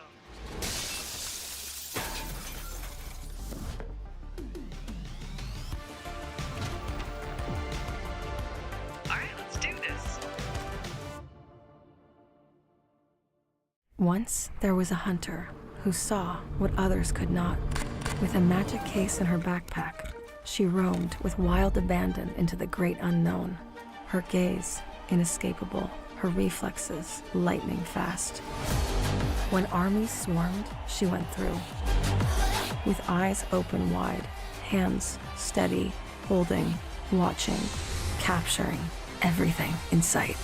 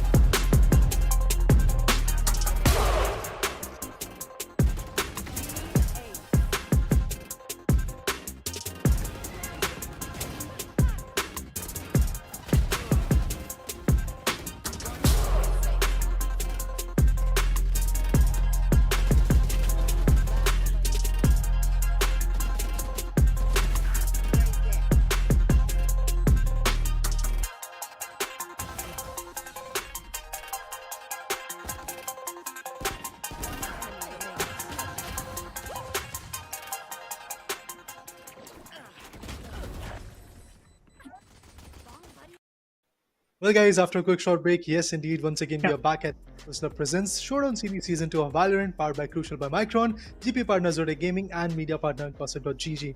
Well, the question was who is going to survive and who is going to get eliminated. And in that particular chaos, after 7-7 scoreline, we have already seen a difficult scenario, a technical difficulty to be precise. We'll get to have the results of it that will pretty soon to be precise. But eventually, a 7-7 scoreline in a 5v5 battle, it was looking like a scenario where the close cutthroat competition is going to be the part. But yes, we have got the updates that it's basically going to be a 4v5 equation. The guy who is facing the disconnection, he's actually back. Oh, is that? That's amazing. Well, it's looking like a 4v5 or 5v5 battle. Very soon we'll get to know. But before that, finally the match has been resumed, and guys, we are back. So yes, just do hit that like button. And moving in the game, looking at the current condition, what we could see, because I am Batman, he's trying to move in the Brimstone. Senecalled, he's beating in with a shotgun, shotty into his hand, trying to get the best connection out there. 7-7 is the school, and you have 1 minute remaining into your side. And the question is that from here to there, how will you actually pull it off? How will you actually go in with that same consistency and same durability? Because both the teams are performing at the same level with the same similarities. I mean, a scoreline of 7-7 definitely shows that both the teams are equally well built. Both the team knows what they're trying to do and how they can come back in the game. The question remains the same. This is the round which can break the ice. This is the round where the bonus buy is being utilized from, of course, Zero Franks. On the hindsight, Tea Time is there with a full buy. They would be looking forward to have some good opportunities, but there comes the trap buyer. Cyber Cage, Trailblazer being utilized. They are trying to get all those info with the Trailblazer, but here comes the Shuttle. And there comes a swing. Girl finds one. It's going to be Batman. Equinox takes one more down. Dizzy is going to be effective, but it's just not going to be that valuable because there is nobody to really follow it up. If Sanak pushing in, probably in Hookah, we'll get to see some more casualties, and that's exactly what happens. Sanak finds one with the Spectre. Nothing valuable is going to come. E-Time had enough of it, and they've decided that they are going to be the valuable one. They are going to be the effective one, and look at them winning a flawless round in their favor without any casualties, without any loss. T-Time secures the crucial round as it's a 8-7 scoreline. The defenders are now looking good. Obviously, there is a difference of just one round. Things might go haywire. Yeah, totally. Looking at the current condition, it's pretty much difficult. It's pretty much challenging for the players because if you look at the time, they have a scoreline of 8-7 where they are having the lead of 1 point only. This could be changed in this round or after this round as well. The way these two teams are playing, the way these two teams are fighting against each other, even for one single point, this is showing the, actual passion for the game, how they are actually playing in. But right now, this would not be very much easy. It's almost 15 rounds, and this is a 16th one. You have another 8 rounds remaining only, so you have to get to a conclusion that how actually it's going to be. Totally agree that the element of surprise has to be there, and also the stakes are quite high at this moment. Obviously, winning the very first map is going to bring in the momentum. Breaks the tripwire, pushes in deep into the hookah region, but once again, they are just trying to fall back quite a bit. Good approaches is what I have to say. But on the hindsight, if you see, over extinction is going to be the key. UV is like way too ahead. He has made sure that he's going to peek onto the A mains, and that is exactly what is going to happen on the other corner as well. Equinox. Absolutely amazing swing. From that, the follow-up is going to come as they have decided to go for the neural theft. And I can see the players are just rotating here and there, trying to jiggle around with Summer. He finds UV, he takes him down. Sana, this is going to be interesting to watch. Realm still gets the right value. Equinox finds one. The spike has been dropped. Reaver Vandal in the hand. This guy might just be able to get the last few values. Yes, Realm finds Summer. Here's the last guy. Oh, actually, he's right there on spawn. Once again, a technical difficulty, I believe. This time it's Lion. Maybe that is the case, but I think we will cue in the aggression from T-Time. Because T-Time is about to be very close to a double-digit marker. Once they reach that double-digit marker, I think they can easily build a good scoreline from there. That momentum, that aggression is just going to brew in from that particular corner. But yeah, guys, all in all, highly improbable that T-Time is going to lose this particular scenario as the defenders, they are doing a great job. The defenders are just being way too effective. Zerofrags on the other corner after that technical pause. They have not yet popped off. They have not yet been back in the game. I think it's actually a 4-5 equation. As you can see, Lion is still there on the spawn. For them to step up is not going to be easy. But Sana Cult, what is this? What kind of a performance is this, man? He getting two amazing frags on the other corner. Double satchel and a bucky shot right on the face. Romeo goes down. Blunder by T-Time. Despite of the fact that it's a 4v5 equation, these guys are still falling down. That's big. That's big claim. It's truly very difficult. It's truly very difficult and challenging for the team. 7-9 is the scoreline where the lead is totally into the side of T-Time, and they're having a lead of 2 points. And looking at the current condition in this particular round, Zerofrags, they are at the upper hold, and I don't find any way for T-Time to get a comeback from here. And now after this round ends, it's a 9-8 scoreline. So yes, Zerofrags, they'll easily get this round, and again they would be very much close to each other in the scoreline. Big ups to what Sanakal did, man. Big ups to him. The way he performed, it was just phenomenal. He was the game changer of this round. T-Time, nobody is going to be happy from their particular perspective. The way they played, the way they kind of lost that particular round. I wanted to use some harsh words, but anyway, guys, loss is something that I can still go on with. I really expected that they are going to win that particular round. Remember, they were on the deficit. Tea Time, they had the total advantage in their favor. They had weapons to play along with, they had the manpower to play along with, but they still falter down. That shows what kind of a trouble they are going through. Rash, Trailblazers, all the utils are already being queued in. The players are pushing in to the lamps. And as I can see, very aggressive push is already there. This time Tea Time won't be able to deflect them for now. But are they going to go for a post-plant scenario, or are they going to just deny the plant? That's what we want to know. 8-9 is the scoreline. Wingman goes in for the plant. It is going to be a successful scenario probably. But Romeo, one step ahead. Gurf sneaks in, takes down Sonic as well. Yes, we do have an individual holding of the showers. But all in all, neither the plant is going to come through nor the round win. It is about to be a flawless win, I believe. No, it's not the case. I thought that it is going to be a flawless win. But Summer is one step ahead. He shuts Curve down. And finally, it's all about Lion. He's out there on spawn. Has to take him away. And once you do that, the victory is in their favor. 8 to 10. Tea Time still on the advantage. But I think if the tactical timeout would have not come, I mean the technical timeout would have not been there, Zerofrags, these issues, if the Zerofrags are facing, if this issue would have not been there, I think Zerofrags could have been a much more viable opponent at this point, because currently it does feel like that they're just going to get shut down every now and then. Specifically in the post-ban scenario, they won't be able to get a lot of things done. No backstabs for them, and nothing valuable of a tripwire or cyber cage is going to come through. No informative agent is there for them. So for that reason, yes, they are obviously in a very big trouble for now. Let's see how it's going to be. Tea Time having a lead of 2 points into their favor, and still it's a 5v5 battle in this particular round, and you have 1.5 minutes remaining. So yes, you have a pretty good time into your favor base, which is totally very much doable. But from here to there, how will you actually pull it off? This is the question rising. How will you actually go on with this? Is the question rising. 10-8 is the game. Things are turning around. Things are changing around. Let's see how actually they plan off the things and how actually they move on with. But right now, looking at the current condition, I find it pretty difficult for both the teams, because that was something very unexpected. Tea Time, they're on the aggressive. Enemy remaining. I mean, they know that they are playing a 4v5 battle. They know that they are already on the manpower advantage, and once they have already logged in and eventually got some crucial initial picks, all they had to do is just follow up. That's exactly what they're trying to do. Sunagult wants to save this beautiful operator, the iron operator that he has got. Saving that is not going to be easy. As we can see, Garv is sneaking onto him. Even Equinox is right over there. He's trying to sneak up onto that particular corner. And let's see who gets the right value. Garv survives or not. No, Garv is not going to survive. Maybe a few more picks, but Realm is just one step ahead of him. 8 to 11 is going to be the scoreline, guys. It does feel like that. The predictions are going to come true. Tea Time is going to win this particular map.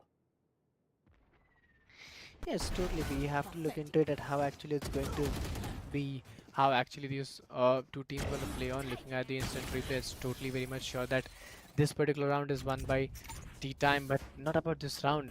I guess if we go with that same momentum, Tea Time will win this particular match as well, but there are 2 more matches remaining. If they win the second one as well, I think the series is won by this particular team. And then the way Team Zerofrags is fighting with that level, fighting with that potential, is not giving that result. You know, if you're fighting with that potential, result should also be 100%. But here, what we could see, Tea Time is having a lead of 3 points, but those shots are totally very dangerous. Vandal into the hand, moving again and again, trying to face off each other. It's a full battle again. One more player taking out Tea Time. It's a tough time for them at the current situation.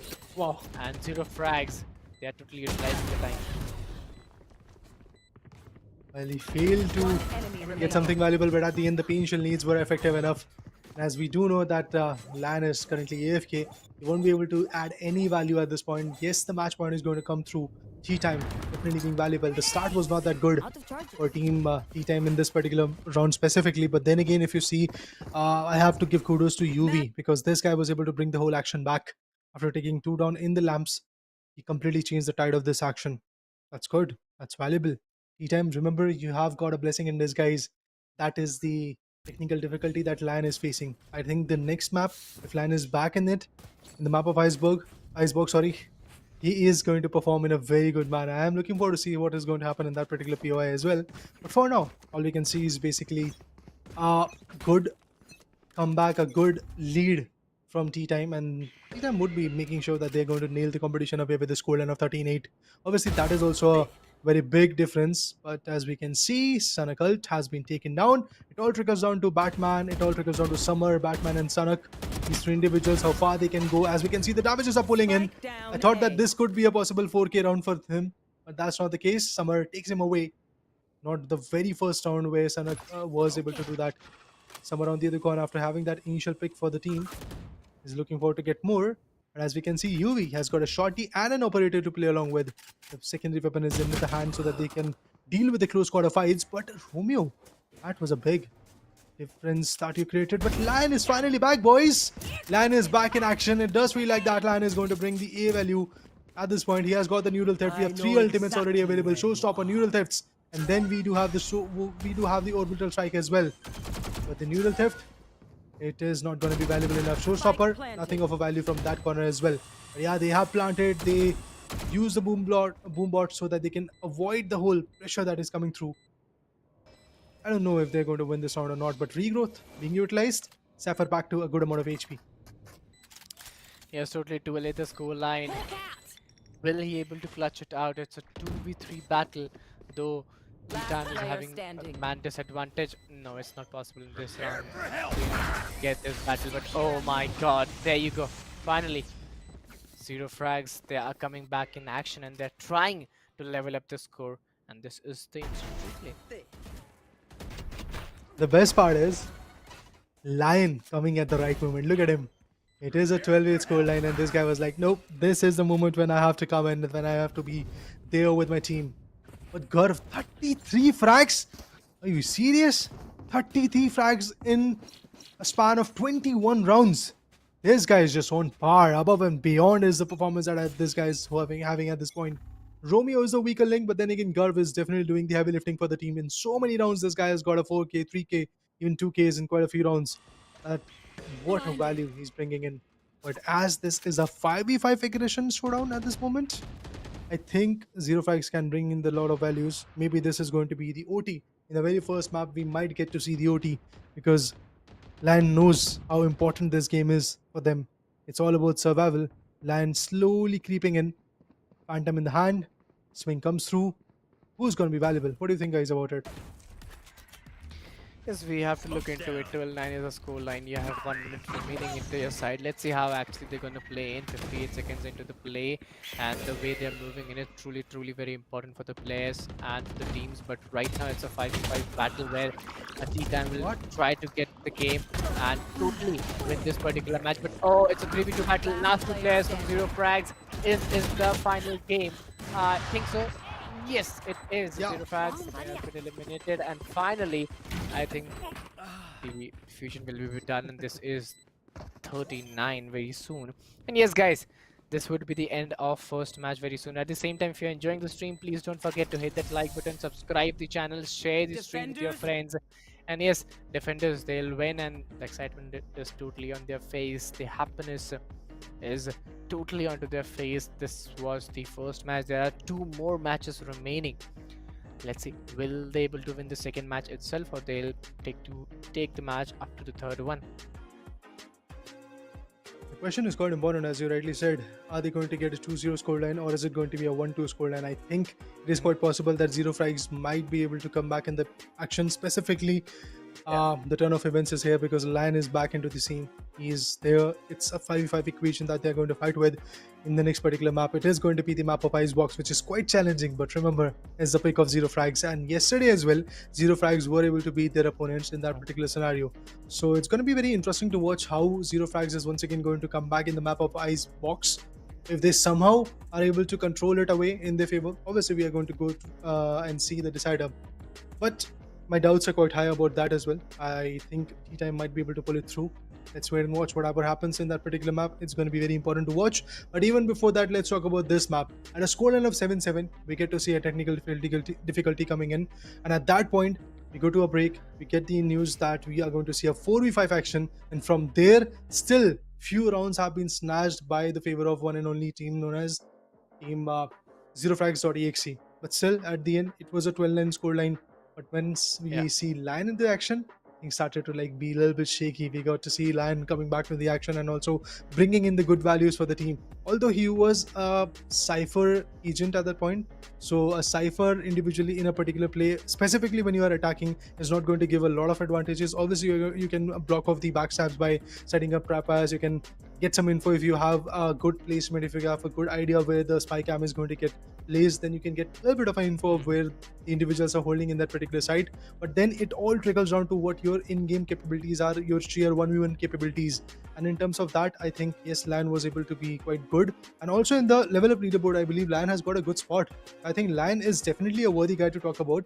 But then again, at the end, looking at the scoreboard, you'll get to see that heavy lifting was for sure done by Garv. 35 frags, and if I'm not wrong, this is the highest amount of frags and the highest ACS as well so far in the Esports Club Presents Showdown Series Season 2 of Valorant.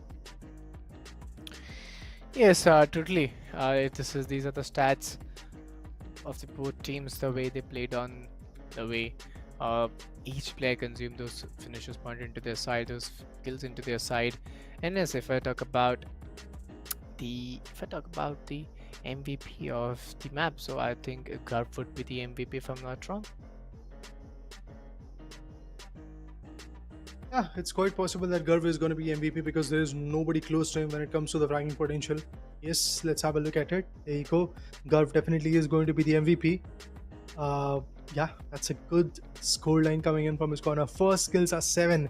Headshot percentage in a single map is 25%. With an ADR of 270 and ACS of 255, this guy is truly showing his true colors. Now, the only expectations left is Garv, please give strength to your teammates as well. Make sure that you bring in the right value from the teammates' perspective. That synergy, that brother in arms, the camaraderie has to be there from the teammates. If that is not going to be the case, I think Garv is the only one who's going to do the heavy lifting in the map of Icebox, and at the end, the result might not be in their favor. So I'm just patiently waiting to see if that combined effort, the team effort, if that is going to come or not. Yes, totally. We have to see for that as well. But Garv would be the MVP of this particular map.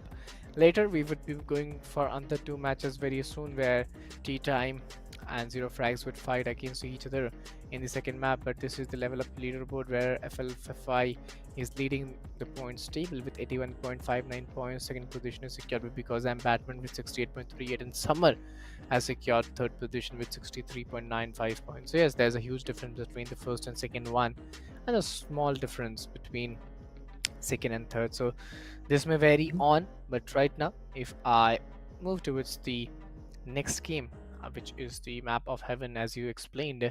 So yeah, you have Icebox. The next match is of map of Icebox. Yeah. So yes, it's a pretty difficult map, pretty challenging map. We have watched team in difficult situation, as well as the last BO3 was really very challenging for the players and for the teams as well. So yes, you have to be really very alert and plan with all the things in this map, and you have to, you can't go in a very silly manner that yes, let's go and let's see what will happen. You have to come up with a plan. You have to be very confident. You have to be very much coordinated with your teammates. You have to be very coordinated with your players, and everything be should on point. Then only you can win in this particular game. And if you win this particular match, I think T-Time will win the series as well. Well, T-Time would be looking forward to doing that. They would be looking forward to winning this amazing matchup. But guys, as you can see in front of your screens, level up leaderboard. As we have told you enough times, that Fluffy, because I'm Batman, and Summer, these are the 3 individuals who are on the top of the leaderboard. And if you are on the top of the leaderboard, on the top 3 positions at the end of the IP, at the end of the tournament, you are going to get the Riot goodies. So stay tuned for that. Make sure to perform. Lion, look at this guy. He is the part of the current match that you are watching. He is the representative of team Zerofrags.exe, and he's quite close to snatching the position of Summer. But Summer on the other corner is also having quite a bit of a fun, because he's also there in this action. Even because of Batman is also there in this action. So these guys are having fun at this point. Summer, from his perspective, he has done some great job. He was able to take, if I'm not wrong, Garv quite a few times. But see, in this whole leaderboard, we can't really see Garv at this moment. That means even after getting 35 amazing frags in a single game, Garv is still lacking behind, because he's an individual who pops off in some games, but he gets diminished in quite a few games as well. So for Garv, it's very important to come back. It's very important to pull up and eventually be there on the top of this level up leaderboard if he really wants to have some amazing ride goodies. I think everybody wants to have that in their favor. Anyway guys, all said and done, here's the first map is over. Now the wait for the second map is going to be immense, because in the second map of Icebox, things are going to be tricky. You will get to see on the defender side Team Tea Time, and on the hand side the attackers will be Zerofrags.exe. Remember guys, it's their pick. Zerofrags.exe would be looking forward to having at least a scoreline of 8-4. I kind of doubt it that it's going to be easily delivered in their favor, but if 8-4 scoreline comes in, that will be the best part for him. Yes, totally. We would love to see how actually this is going to be the next match in the match of Icebox. Very soon we would be witnessing those matches, but at the same time guys, if you're watching the stream, please don't go anywhere. Do hit that like button first, subscribe the channel, share the stream, and at the same time, if you haven't checked out the Zotac Gaming, please go check out it is our GPU partner where you could get some amazing CPUs built, and as well as some amazing graphics card of 3070, 3060, 3060 Ti, whatever according to your requirement. You could enhance your gaming experience as well. But at the same time, I think me and Raider have done that. If you haven't guys, please do that. Please go ahead and keep on supporting, because many more seasons are about to come, and all thanks to you guys, your support, I guess all those situations are going to come through. For now, I guess we have to wait a little longer to see what happens in terms of the game number 2, because it really matters. It really is very, very important to see how far Tea Time is going to push the boundaries, because Tea Time has already got a good lead in their favor. So far in the previous game, we have seen that taking a particular map is not going to be enough. You have to take one more map, because it's a BO3 equation obviously, but players have faltered down. Players have lost the total control of that particular equation. We have seen teams struggling in that particular POI, but the competition will still go on, and Tea Time, they definitely have to make sure that they take the total control of this next upcoming map as well. And if Zerofrags comes back in the game, we'll have to see Heaven as well. But yeah guys, for now a short break will be getting queued in, and after that we'll be back.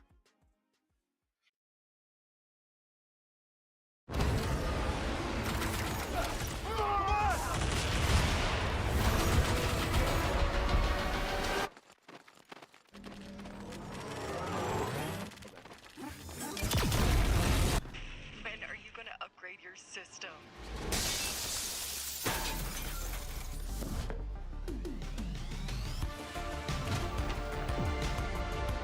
Alright, let's do this.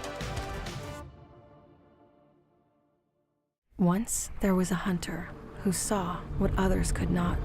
With a magic case in her backpack, she roamed with wild abandon into the great unknown. Her gaze inescapable, her reflexes lightning fast. When armies swarmed, she went through. With eyes open wide, hands steady, holding, watching, capturing everything in sight.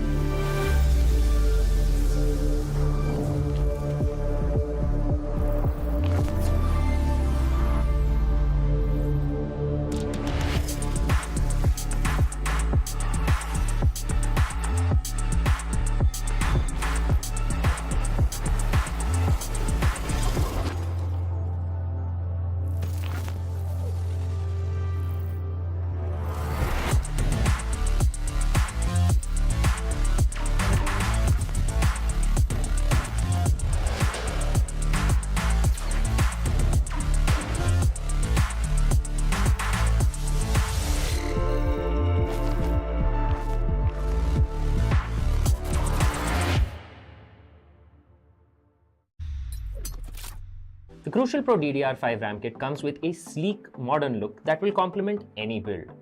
But aesthetics aside, it's the performance that really matters. So let's dive into it. The default JEDEC timings are 46, 45, 45, but it does come with 2 XMP and Expo settings for those looking for a little more performance. With XMP 3.0 Profile 1, you can push the speed up to 5600 megatransfers per second. If you prefer a slightly lower speed but tighter timings, Profile 2 offers 5200 megatransfers per second at 42, 42, 42 timings. We've run some benchmarks and stress tests to give you an idea of how it performs. In general, dropping the speed and tightening the timings with the second XMP/Expo profile yielded better results for us on our test system. Paired with a Ryzen 7800X 3D, we saw anywhere from a 1 to 5% performance bump depending on workloads. All in all, The crucial Pro DDR5 64GB RAM kit by Micron is a fantastic choice for first-time builders and enthusiasts alike.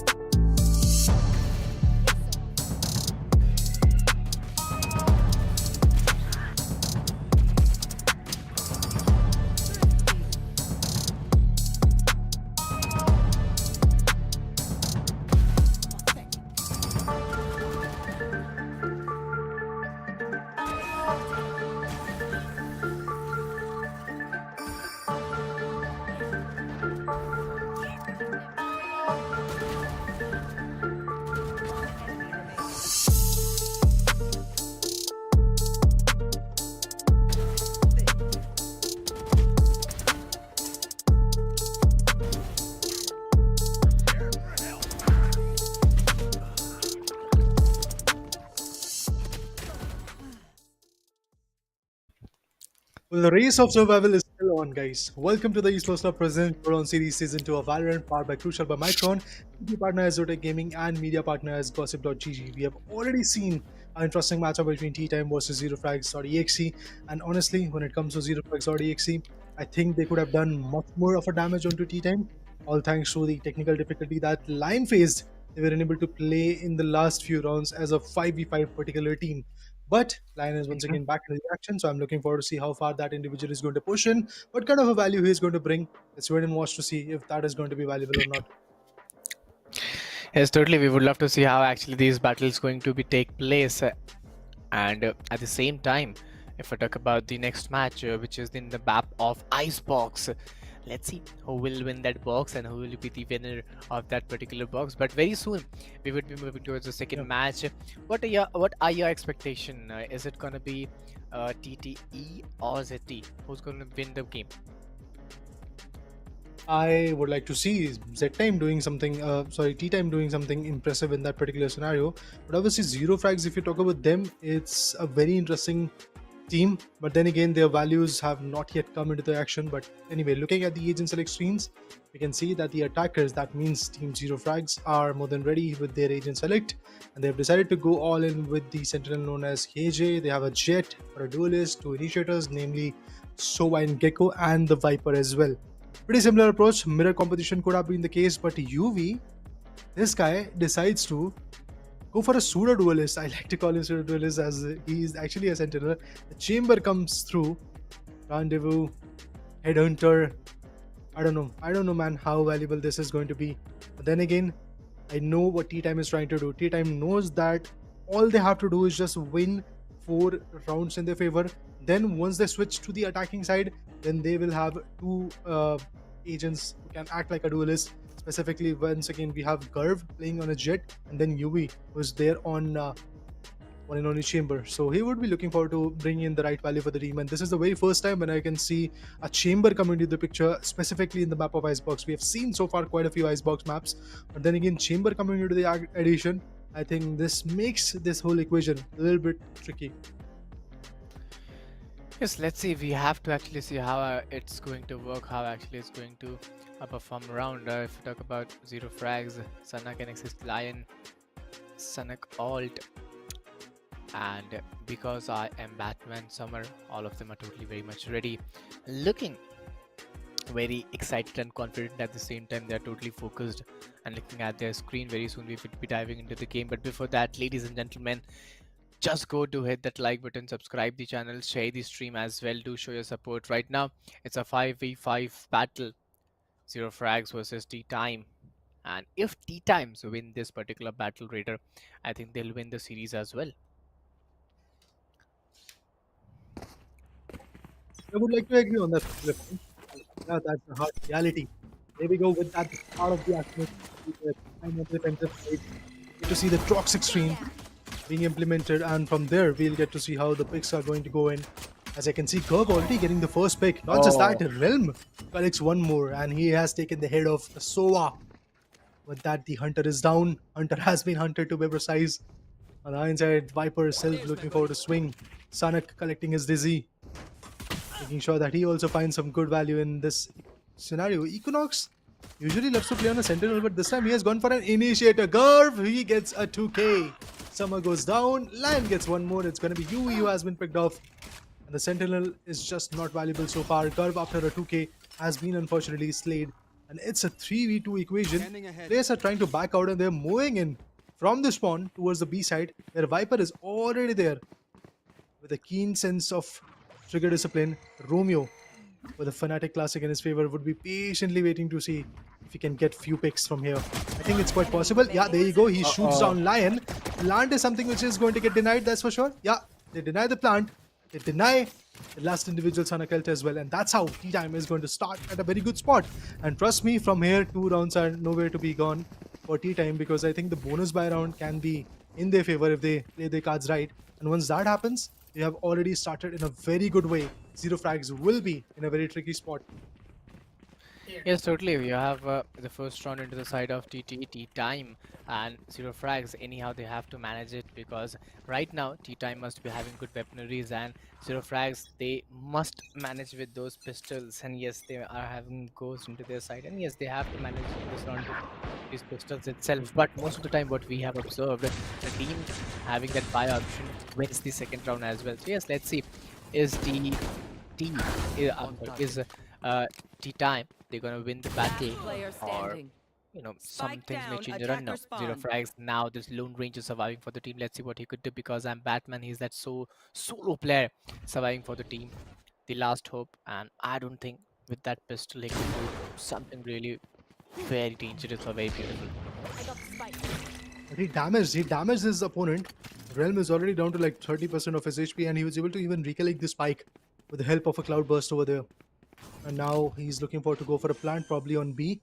A, I don't think so. It's a very good approach. I think he should actually go to B from spawn. Should run for his life and go ahead and get the plant on B. That's exactly what he's trying to do. Look at him going all in from kitchen.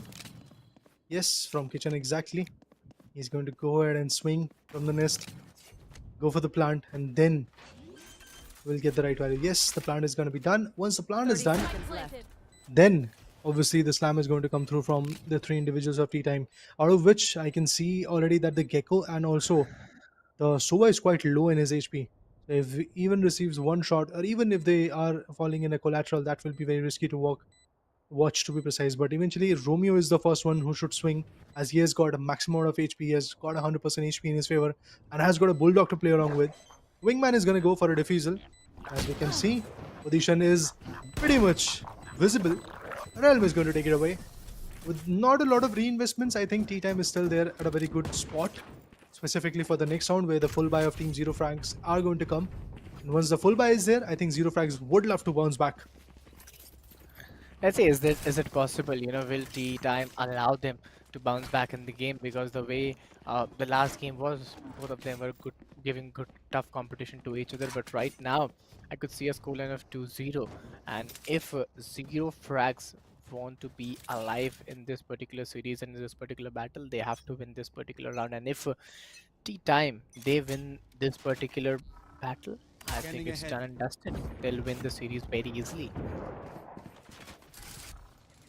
Well, of course, they are looking forward to win that particular series, but Romeo, with the Sheriff, he's holding yellow. Players are going to swing from here. A one-way smoke. Oh, a lot of damage, but Sanak will reciprocate. He was able to judge from which angle the player was peeking in. Apart from that, we have a toxic strain being implemented. The plant is going to come through. There's no denying in it. And once the plant is done, the post-plant scenario is comparatively something which is a little bit more easier for these individuals, as they are placing themselves in different crucial angles. They really would love to make sure that they get the upper hand. Turret being a menace. Gecko versus Gecko. Yes, they were looking forward to go for a defusal. Here comes a good shot. I am Batman. Is still going to get the right value. Realm, he retaliates, but won't go far. Oh, and actually gets a 2k. And eventually from there, we get to see a recon dart, but won't go miles, as he's about to get taken down. We'll get to see the swing coming in. Yup, Sun Occult with the beautiful, beautiful handle that he had in his hand. He was able to shut him away. Well, of course, Zerofrags, you have won the particular round, but the reinvestments are going to come through. On the hindsight, Tea Time is also going to go for their full buy, because they were fighting with a bonus buy in the previous round. And with respect to a bonus buy, they have still done a mass amount of damage onto their opponent. So Tea Time is still at a very good spot. Look at them. They are now buying Vandals. And also along with that, we have a full buy operator. UV, so far you have just got one frag. I think UV, this is the moment where you have to pick up the pace. And I think he's actually going to go ahead and sit on top of the A side, probably on the nest. And from there, he's going to go for some operator shots. I totally would love to do those things right now at the 2-1 scoreline. And again, the opening is done by Zerofrags. Man has taken down Garv over there. And 2 in a row. Romeo has also been taken down. And Tea Time, they are having a tough time right now. The lead of 2 points. I think one by one they're losing that lead. 3-5. 3 players alive into the side of Tea Time and 5 players alive into the side of Zerofrags. So yeah, having man advantage will always give you a lot of boost. Indeed it will. Man advantage and also the postman scenario brings the right amount of trouble for you. Swarm grenades are now done. He's going to go for a wingman approach, but nothing valuable is going to come. Oh, he gets one. Just place the rendezvous and fall back from here, brother. Otherwise, you're going to lose your operator as well. But he still gets a 2k. He's cornered. His position is pretty much aware. He's going to lose his operator. Gets 2 exit frags. But very poor execute. A very poor execute to be precise. Because if you see, the overcommitment on the B side actually costed them. Because if T-Time could have like made a slow approach or decided to like let it go and eventually go for a postman push, then things would have been a little bit more comfortable for them. There is not even a single round when we have seen this team going for a backstab. Now they are on an economical disadvantage, so this should be a thrifty that they can pull off. Although when it looks, when we talk about the ultimates, we have a Bladestorm available from each side, and we do have a Thrash as well to clear off the side for Zerofrags. I think it's easily a 3-2. Yes, totally. It's pretty much possible. If you look at the scoreline, it's 2-2 scoreline. And now the question is that if the score is level up, how you're going to cover things up.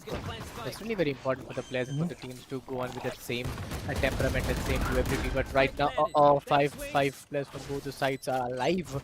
Let's see who will take the first initiative. And Jet is totally ready. Let's see what he can do, Curve. Having that good area. There you go. There comes the opening shot. And right now, it's a difficult task. Whoa, Garv! Garv is getting the shots very rightly, but the counter attack was that's also amazing. risky by That's the amazing. defenders. And Zerofrags, I think the counter was pretty good, and still one players are standing, and it's a 3-2 scoreline where T-Time, they won the battle. Every time when these individuals prove me wrong, I'm so happy to see because they bring in the X factor in this amazing competition. What a valuable victory coming in from T-Time. I know that there were 3 exit frags that got credited in the favor of Summer, but the fact is Summer lost the round. That's what matters at the end. If you have the round, yes, you are the real winner, you are the real deal. That's exactly what they're not getting at this moment. Well, guys, from both the sides, specifically if I talk about Zerofrags, they would love to be aggressive and on point in this particular moment. The Firebolt, or should I say the Owl Drone, is pretty much online. As we can see, they are trying to get the insights out of it. Pushing back on the yellow, we get to see a Swarm Grenade being deployed.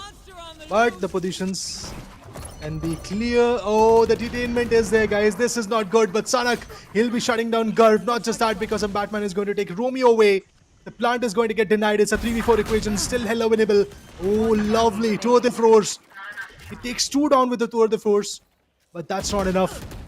Will there be a few more picks? You have a Thrash available. Is he going to take that control or not? Viper is going to go ahead and swing. Things are looking very troublesome. But finally, the Keko goes down. Plant is going to come in. Extra free crits for that as well. T-Time, the advantage that you made is now slipping away. Yes, totally. 3-2 is the score line, and it's pretty challenging. There are, I could see Zerofrags winning this particular battle, and now the scoreline would be 3-3, which was an instant replay. But right now, moving towards the 7th round, which is difficult for both the teams. You could see a tough contendership. Both are just at the back of each other, giving a tough neck-to-neck competition to each other. And right now, question is that if they go with the same way, I think we couldn't decide till last minute. We wouldn't decide till the last minute who would be the winner of this particular round, because before the first half ends, actually we get the scoreline somewhat like 8-6 or 8-4 or 6-8, somewhat like that. But here's something else is coming down the lane. Oh, Romeo gets one, UV gets one, but instant retaliation. Lion, he retaliates and picks up the pace, but there you go, the plant is going to still come in. I think they should have decided to go for a plant on Nest, but they've decided to let it go. Eventually, we have the Viper Spit being online, but on the hindsight, we have a Hunter's Fury available for the defenders. They can use it to completely shut the play down if they get that info.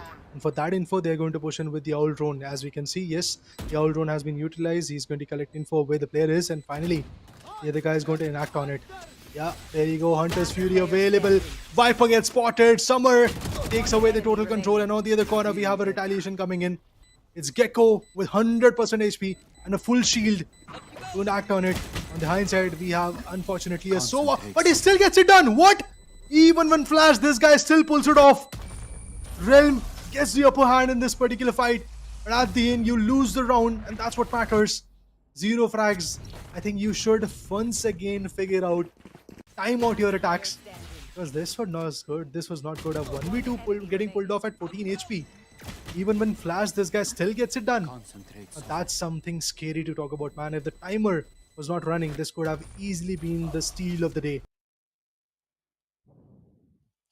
Well, this is totally different. This is totally very different and challenging for the players and teams. The way they are pulling it off is totally unexpected, especially by Zerofrags, the way they are getting a good comeback in this particular round. But I still believe, looking at the current condition, looking at the current areas, it's pretty challenging. It's pretty undoable. 4-3 is the score line where team time is struggling a bit to give that same level of competition which was done in the previous match.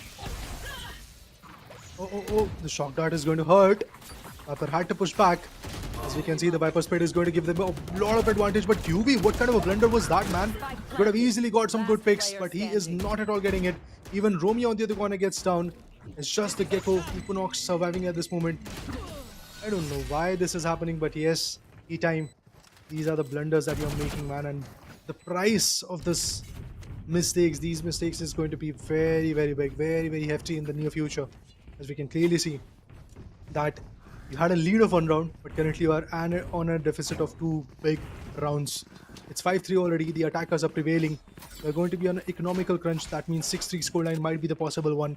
Although the aim should be 7-5 at the least for the defending team. That is going to be tea time. They should be aiming for at least a 7-5 scoreline. Let's see if that's going to be easy for them to deal with, or are they going to get shut down? That's what I want to know. Patiently moving in. I guess Equinox is still going to invest a bit. He's got a Marshall to play along with. No shots still being connected, so I'm going in. Realm gets picked off. That's a good start again. Yes, totally. We have to look forward for it. 5-3 is the score line, and it's very difficult. Zerofrags. They're coming back in action, not giving us a single chance to T-time to be in the game, and they're having a lead of 3 points. Oh my god, T-time. Let's see what they can do. Is there any chance to get a comeback? This is the question arising. What I could see at the current situation, it's a difficult task for T-time to get a comeback from here. Yeah, pretty much. Coming back from here is not at all going to be easy. As we can see, a good retaliation is set up. T-time now are definitely going to be available with their full buy. Trash, that should be utilized, buddy. I think in the past 3 rounds I've seen the Thrash being available, but not even a single round was there where we got to see Equinox utilizing that particular Thrash in his favor. Let's see if this is the particular round, but Garv, he is going to get a crucial pick this time. That pick is going to give them the value. Equinox on the other corner steps up and gets one more. But right over there we get to see Jet attaining one particular shot and dashing back onto the safe areas. This is beautiful. This is a beautiful execution coming in. Amazing values are going to get queued. I think this is a very possible round coming into the favor of one and only T-time. I thought that this is going to be resulted in a flawless equation, but that's not the case. We're not going to see any flawless rounds that easily, specifically in the map of Icebox. That too from the defenders. So yeah, it's 4-6 guys. Already T-time is at a safe spot according to me, according to what I've seen in the past.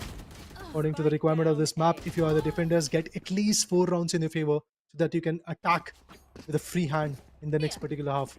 But the aim should be 6-6 at the least now, because T-time knows that they have the weaponries in their favor. Thrash was still saved, so the ultimates have not been invested so far.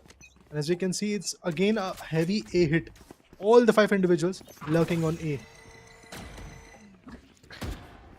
It's a difficult task here. If T-time have to get a comeback from here, they have to win at least 3 to 4 rounds regularly to be in the game, because 1 or 2 back-to-back wins from Zerofrags, I think they are just done, because they have already got 6. They just need another 7 wins to win this particular game. That was difficult. That was difficult. Now Zerofrags, they're looking in bit trouble. Let's see. T-time trying to hit them hard. As soon as the Dizzy was able to get inside that there are 3 individuals already deep into the A side, look at the rotation going in. They've already decided to completely bail out from the A side, and eventually they wanted to go for the B side, for the B hit. But look at this amazing pick by Equinox. This was a much needed one. It is going to bring the A game from Tea Time, as they do have the manpower advantage right now. But slowly but surely, the other two guys, the Gecko and Summer, the Viper, they are moving in to go for a plant on A. This was a good 30 fake, seconds as I can left. see that UV is already way, actually not UV, but it's Curve is already way too away from this particular angle. The position has been revealed. The plan is going to be successful. Well, kudos to that. We do have a plant right now, but Realm, he can go for some shock darts. He has got 2 shock darts available. He can utilize that so that he can have those picks. But there comes the Thrash. Is he going to check the left corner? No, he didn't. No, he didn't. Ah, what a pricey move that was, buddy. But Gurv still saves the day. Bit by bit, yes, we are seeing and we are looking at an equation where it's a possible scenario that T-Time is going to back out the 5th round. Yes, they did. Amazing play from UV as well. The Sentinel is truly acting like a duelist now. Difficult task. It's a difficult task. TTE trying to get a comeback from here. What if I talk about the score line now? It's 4-6, but it's actually 5-6. And yes, they typically won the game very nicely, and it's looking like a comeback. But Zerofrags, they won those back-to-back 3 rounds. Now it's going in vain. Let's see how it's actually going to be. But it's the last round of the first half. If TTE, which is T-Time, wins this particular last round, I think this will be totally done for the team, because now we would be ending the way we started with 0-0. We would be ending at the same time with a scoreline of 6-6. It's very interesting to talk about Equinox. Look at him bringing the value. Gets the first pick. Takes down Gecko so that those far plants are not going to come through. We have 3 ultimates online from the other perspective, and eventually, oh my god, that will hurt Equinox. That is definitely going to hurt him, because some Batman on the other corner takes one more down. It's going to be UV who has been picked off. But Bladestorm versus Bladestorm, this is going to be fun to watch. Attackers KJ lockdown is going to bring them that space from which they are going to like completely bail out. But because of Batman, look at him, he's actually on a roll. He's looking forward to having an ace. If he gets it, that would be memorable, because that will be the very first ace of the playoffs. And as we can see, Jet is swinging, and there you go. We have an ace from Batman, the guy who is there on a top positions in terms of the top level up leaderboard as well. And an individual who wanted to perform for the team, did perform for the team, and he gets a 1v5 done and dusted, all thanks to his operator and the Blade Storm. Absolutely impressive picks. And at the end, I have to say this, it's a 7-5 scoreline. ZF, yes, you have got something valuable, 0 frags, but the fact is, don't be on a very easy spot, because I think still T-Time now, when they have the attacking half in their favor, they can easily bring the right value. And you can clearly see that all the individuals from T-Time were trying to pitch in their efforts. UV is definitely on the back foot, but eventually you can see the difference from UV and Gurv is just a difference of 3 frags. It's not like one of those bind maps that we witnessed in the previous game. Gurv was with 35 frags in that particular map, and the other guys were looking at somewhere around 8, 10, 12, these kind of finishes. And I feel T-Time is going to pick up the pace, specifically in their attacking half. They are probably looking forward to build a good play from here. Squashed. Let's see how actually it's going to be, how actually Wow, the UV? second half is possible to be. But 4-3. Spike planted. TTE trying to get a comeback. T-Time, well, they're trying to gain their time, but right now 0 frags. It's a difficult task for them. It's a challenging task for them. It's a 3v3 battle. They're having the momentum, and whenever you have that responsibility, you feel more pressurized in that situation. One enemy It's time remaining. for a UV ace. It's time for a UV ace. Ah, no. The ace is going to get stolen. Romeo, he was able to shut down Batman. Otherwise, I thought like maybe we are going to see a back-to-back aces. In the previous round, we got to see this guy, UV, doing it. And not UV, but eventually it was, One enemy remaining. if I'm not wrong, Batman who got that particular ace. But UV in this particular round, what a beautiful turn of events. With his ghost, he was just so phenomenal. 2 shots, 2 players down, and after that also he was able to get 2 more frags. That's amazing. Now with the full beautiful bonus buy, they are definitely looking forward to like get this round and equalize the whole scenario. They want to bring in a scoreline of 7-7. They might be able to do it, as they do have some good buys in their favor.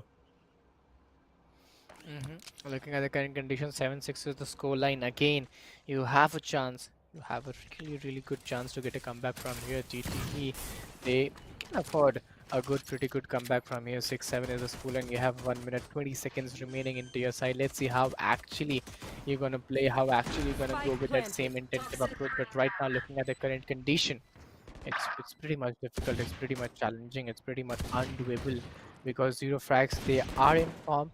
And what if I talk about the comebacks? Well, they'll not allow the time to get a comeback very easily. One enemy remaining. Oh. Curve easily picking up the last piece of this puzzle. And 7-7 is the scoreline. Just one guy is going to reinvest, and that's going to be the Viper. That's it. On the hindsight, tea time, they have managed to secure and close the gap. Although it was not a massive gap, but then again, a gap is a gap, a difference is a difference. And tea time have made sure that the difference is not going to be that effective anymore. As it's a 7-7 scoreline, Zerofrags would be looking forward to close up and eventually pull in a big effort. But as we can see, Zerofrags have decided to go all in with all those Vandals, and half buys, half shields are there in their favor. So I think it's again quite challenging. Old drone, yes, it is going to get invested so that they can check out the nook and crannies. They will be looking forward to checking out the cubby areas. Yellow, yes, that is still contested. It's going to be Summer this time who is holding off that particular angle. On the hindsight, Gurv, he would be making sure that he gets a big amount of upper hand in this particular fight. But we have the cloud burst, the dash was activated, it got utilized.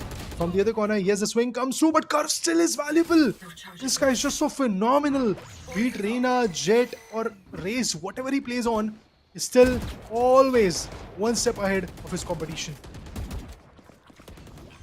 We have to look into it at how it's going to be, how they are planning to be. 7-7 is the scoreline. You have to be very much planned with all those things. You have to be very much driven with all those things, but it's not very much easy for the players because looking at the current condition, I find it really challenging. I find it really be undoable for the players. But oh. Is this time getting a good comeback? Yes, I think so. They're getting a good comeback from it. The scoreline could be 8-7 if they win this particular line, but Romeo finally saved it, and the attackers, they'll win again. Tea time, back-to-back 3 good rounds. The second half definitely screams the name of Tea time, as they are the benevolent force. They are the one who are wreaking havoc at this point in this map of Icebox. They are heating up. Temperature is going up high as the heart-pounding movements are still here in this action. 8-7, definitely a scoreline that Tea time would love to increase. On the hindsight, ZF would like to, Zerofrags would like to be back in the action. We have an economical round coming in from the other particular perspective, that is Zerofrags, as we can see one Guardian and few Sheriffs come into the picture. Well, the first shot of Batman actually got connected on Gurv. That was not enough. I mean, Gurv is still there with a good amount of HP. Position has been revealed. They had to push back a bit. The old drone is going to give up a lot of info. And from there, the plan is also going to get queued in. UV taking some good spots to play along with. There you go. Gurv finds one. Equinox gets retaliated. Can he be totaled? Indeed, he is. Sunkult. That was a good pick. But UV is still there on the top edges. From those ledges, he's still getting the picks. Romeo finding a good spot. Just like the previous round, he still gets the value. Summer retaliates and takes down Romeo. That's a fair share of trade. The question is how far they're going to go. Answer is not that far. A thrifty round, an economical round being pulled in the favor of Team Zerofrags. This is the beauty of this team. They are every now and then telling how valuable they can be. Look at this thrifty. Look at this amazing round. And tea time, sad to watch what happened. Well, it's difficult. It's very challenging. It's very undoable for the players, for the teams to go on with. If you look at the scoreline, 8-8 is the scoreline. Whoever wins the game, that would be totally undoable for the players and undoable for the teams as well, because this could be a very close call fight, if you talk about 9-9 or then 10-10, 11-11, to go for a 12-12 as well. So we have to see one more OT round as well. But looking at the current condition, let's see who will win this particular round. It's a 5v5 battle. On side we have Zerofrags and Zerofrags, and other side we have Tea time. Hackers utilizing their thrash, trying to get all the info. But all thanks to this toxic screen, they were unable to get any info so far. Although the plan is something which is inevitable, I don't think so the plan is going to get denied that easily. Swarm Grenade, a very good utilization of that. But yes, we do have the plan coming in, although this plan is actually quite deep. Hunter's Fury is not going to be fruitful as there is nobody over there. But yes, the plant is also going to get denied as the players, the defenders were able to stop the particular plant. They were able to spot it. Garv on the other corner is going to go for a plant. The mosh pit goes in. We do have Recon Bolt from both the sides, getting all those position cues. But the Viper's Pit might just save the day. Yes, totally. Looking at the current condition, 8 is the scoreline. Both the teams are having so strong advantage. But there you go. Oh, 0 frags. Within a slap, 3 players were taken down in the last blow range of surviving for the team. Let's see what he could actually do so far. And there you go. Attackers they'll win the game. Is the scoreline 9-8. Attackers OST time. They'll again win this particular battle. Investment was there, to be honest, in this round. I mean, they were able to go for a force buy, and along with that, we can clearly see that they invested quite a bit in terms of Viper's Pit. And not just that, even initially, if I'm not wrong, the Thrash was utilized to get all those infos. So yeah, it was a heavily invested round from T-Time. Kudos to their effort. They were able to get it in their favor. I mean, if you invest that much in a particular round, like 2 ultimates comes through from your perspective, you really want to have the right value from your corner. But this time we do have a technical difficulty, and it does feel like that it's Garv who is currently disconnected. Not a very good sign. If Garv is disconnected, I think that this team can be shaky. I think T-Time can be out of their comfortable zone. And if on the other corner, we talk about team Zerofrags.exe, I think they are also stepping up to the palette. It's their pick, so they have to, man. Uh, it's now or never, to be honest, for this specific season.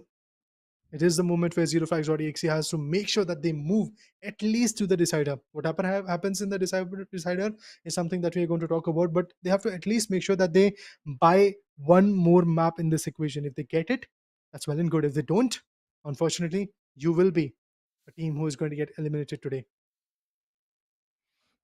We have to totally see on it that how actually it's going to work, or what are actually the player strategy. And yes, it's a technical pause very soon.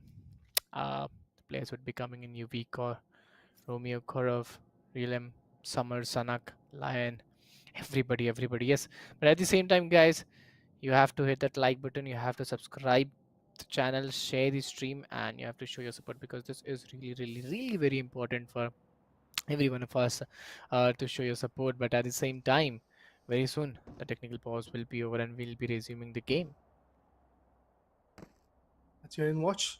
I think Garv is already back into the action. He's roaming around outside the mains. So yeah, we might get to see our boss coming in very soon. On the hindsight, yes, we can clearly see that Batman, Summer, Sonic, Lion, Sonic Ult to be precise, all of them are once again uh, stuck in a paradox, stuck in an equation where they don't have the buy. It's basically a deja vu moment for them as per the previous few rounds were happening. But anyway, guys, all said and done, the technical timeout is done. We don't have the technical timeout coming in. Okay, we might have once again gone for the technical pause. Anyway, guys, all of that situations are happening. Planning and plotting are going to go through from both the corners. Both the teams would love to like go for that particular approach. But I want to see how effective these guys are going to be, how valuable these individuals are going to be. I think this is actually probably maybe Romeo or Equinox who are facing that difficulty. Maybe they're trying to get it correct. Okay, I can see that even Equinox is moving, so maybe it's Romeo. We're just guessing at this point, guys. We're just wildly guessing. Yes, totally. Very soon we'll be going back in the match, but at the same time, our GPU partners Zotac Gaming, if you haven't checked or haven't bought a good GPU, just go for Zotac Gaming and you could get some amazing GPU of 4070, 4060 or 3060 Ti, whatever, according to your preference, according to your usage. And you can just engage yourself into video editing or uh, gameplays or streaming or anything, and you can get the best out of it with these graphics card. But right now, looking at the current condition, I think he'll be back very soon. This particular team is totally ready. If I talk about Zero Frags, all the 3 players are visible to me, and Sonic Alt and NXH Lion, well, they are also very much ready with that same intensive approach. They are ready. The executes are coming in, but obviously they should not let the buffer go. Because remember, now you are at a spot where the competition can go anywhere, to be honest. It could be in the favor of Team Zero Frags, it could be in the favor of the other particular team known as Tea Time as well. So I guess from here, every single round has to be quite a bit calculative. If you are calculative in your approach, I think win is something which is not going to be far from you.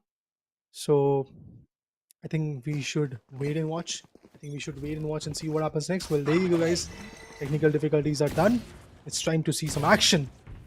Well, we have one ultimate available from Zero Frags, and that's going to be one and only Thrash coming in from Gecko. Bladestorm and Tour the Force is going to be coming in from the other corner.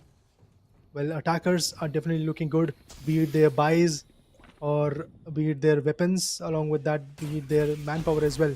As they are approaching the side, they are infiltrating. Curve gets line out of the equation. With that, it's Batman's turn to swing and get some good value. Will he be able to get something valuable? Indeed, he gets one. And also attacked onto the other guy and damaged him quite a bit. The plan is finally over. That's good. A few more amazing shots going in. Whipped a bit. Was confused in between targets. But Realm is not confused. Realm knows he's like a bull aiming for the head.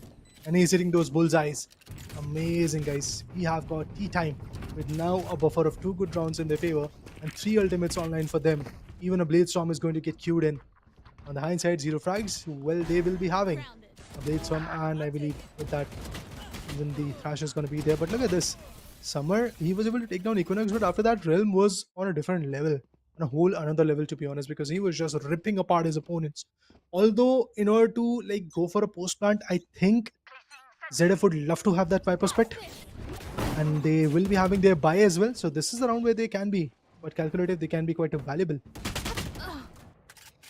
We have to look into that as well. 10-8 is the scoreline. If Tea Time wins those 2 another rounds, I think they'll be doing the day. But right now, Zero Frags are not very ready to easily give up. It's a 2v3 battle and a challenging task for both the teams right now, especially for TTE in this particular round, because they are playing with those man disadvantages.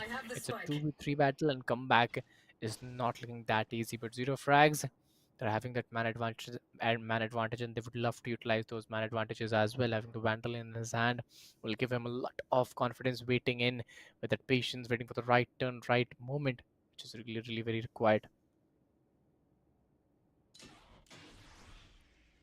On the pipe, we have the Viper, patiently waiting. Has got the spike as well, so they're pretty comfortable with their approach at this moment. I think A hit is something which is going to be valuable for them.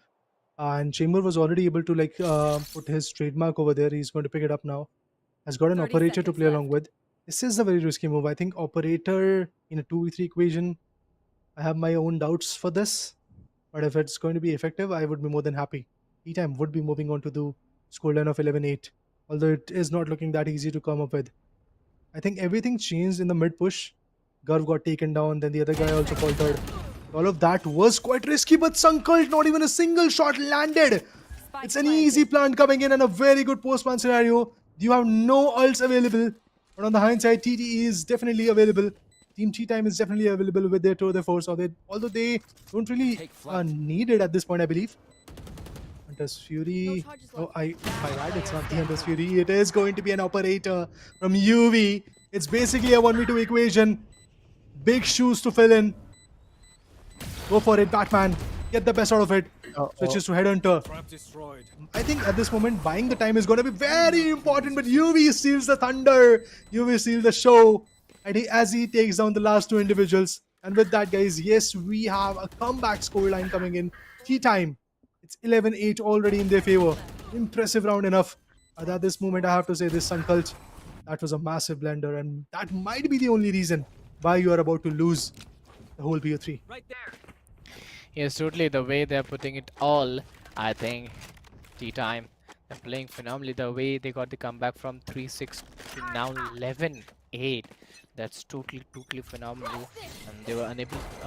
Zero Frags are only able to score those, I guess, 2 frags, and they have scored almost 7 frags, 7 massive frags. So yes, it's totally very engaging. And if they score 1 more, I think 12, that will be just the match point, and they'll be waiting for the match point right now. Going in 11-8 is the score line, having the advantage of players onto the side of Zero Frags. They are a bit in a strong area, but let's see how it's going to be.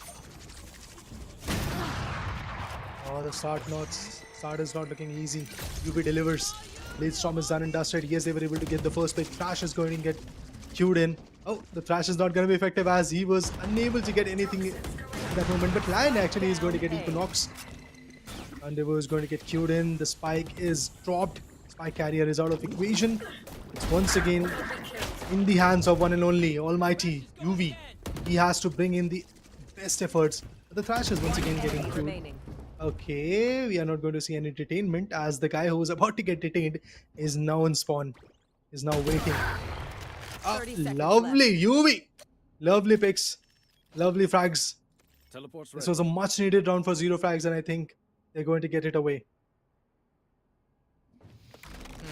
11-8 is the score line, and it's a 1v2 for TTE, but Zerofrags, they're having the man advantage and they utilize it very well, and they did that. 11-10, if I'm not wrong, now the score line would be, and Zerofrags, they're coming really very close.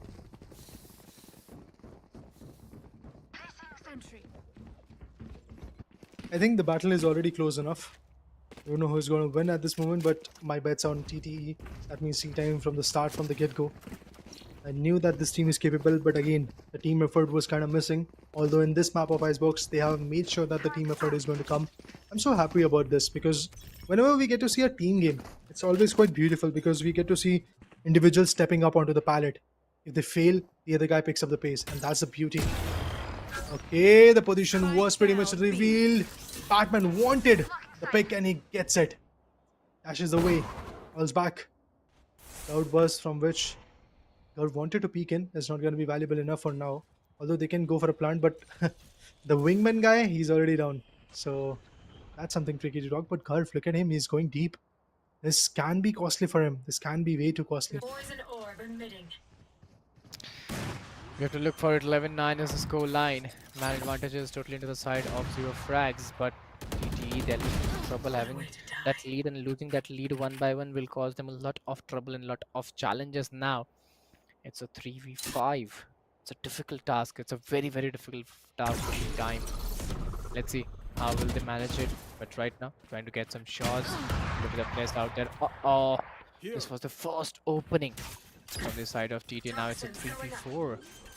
And still, it's not very much easy. Toxin screen down. After so many hardships, I still was able to see the plant coming in. I think at this moment, the key factor is going to be for sure one and only the guy known as UV. He can be the X factor at this point, but the lockdown has been destroyed. But it's just not going to be easy for Sankal to survive in this particular scenario. UV goes in far to gets 2, but finally, at the end, UV also gets compromised. I have to say this, man. Zerofrags, yes, you're doing a good job at this moment. 11-10 is the scoreline. Defenders are definitely rolling in. They're making sure that this match either goes to an OT or a win in the favor of Zerofrags. Just think, guys, if it's going to be a scoreline of 13-11 in the favor of Zerofrags, that is going to be so hurting to Team T-Time, because T-Time, they have already done a lot of damage onto their opponent, but the opponents, the defenders, it seems like that they are rising. They are indeed rising. They are indeed picking up the pace. But it's a kind of buy round. Yes, definitely the investments are here from both the sides. I can see Toe the Frogs being activated. So in the mid, a full-fledged chaos is going to be there.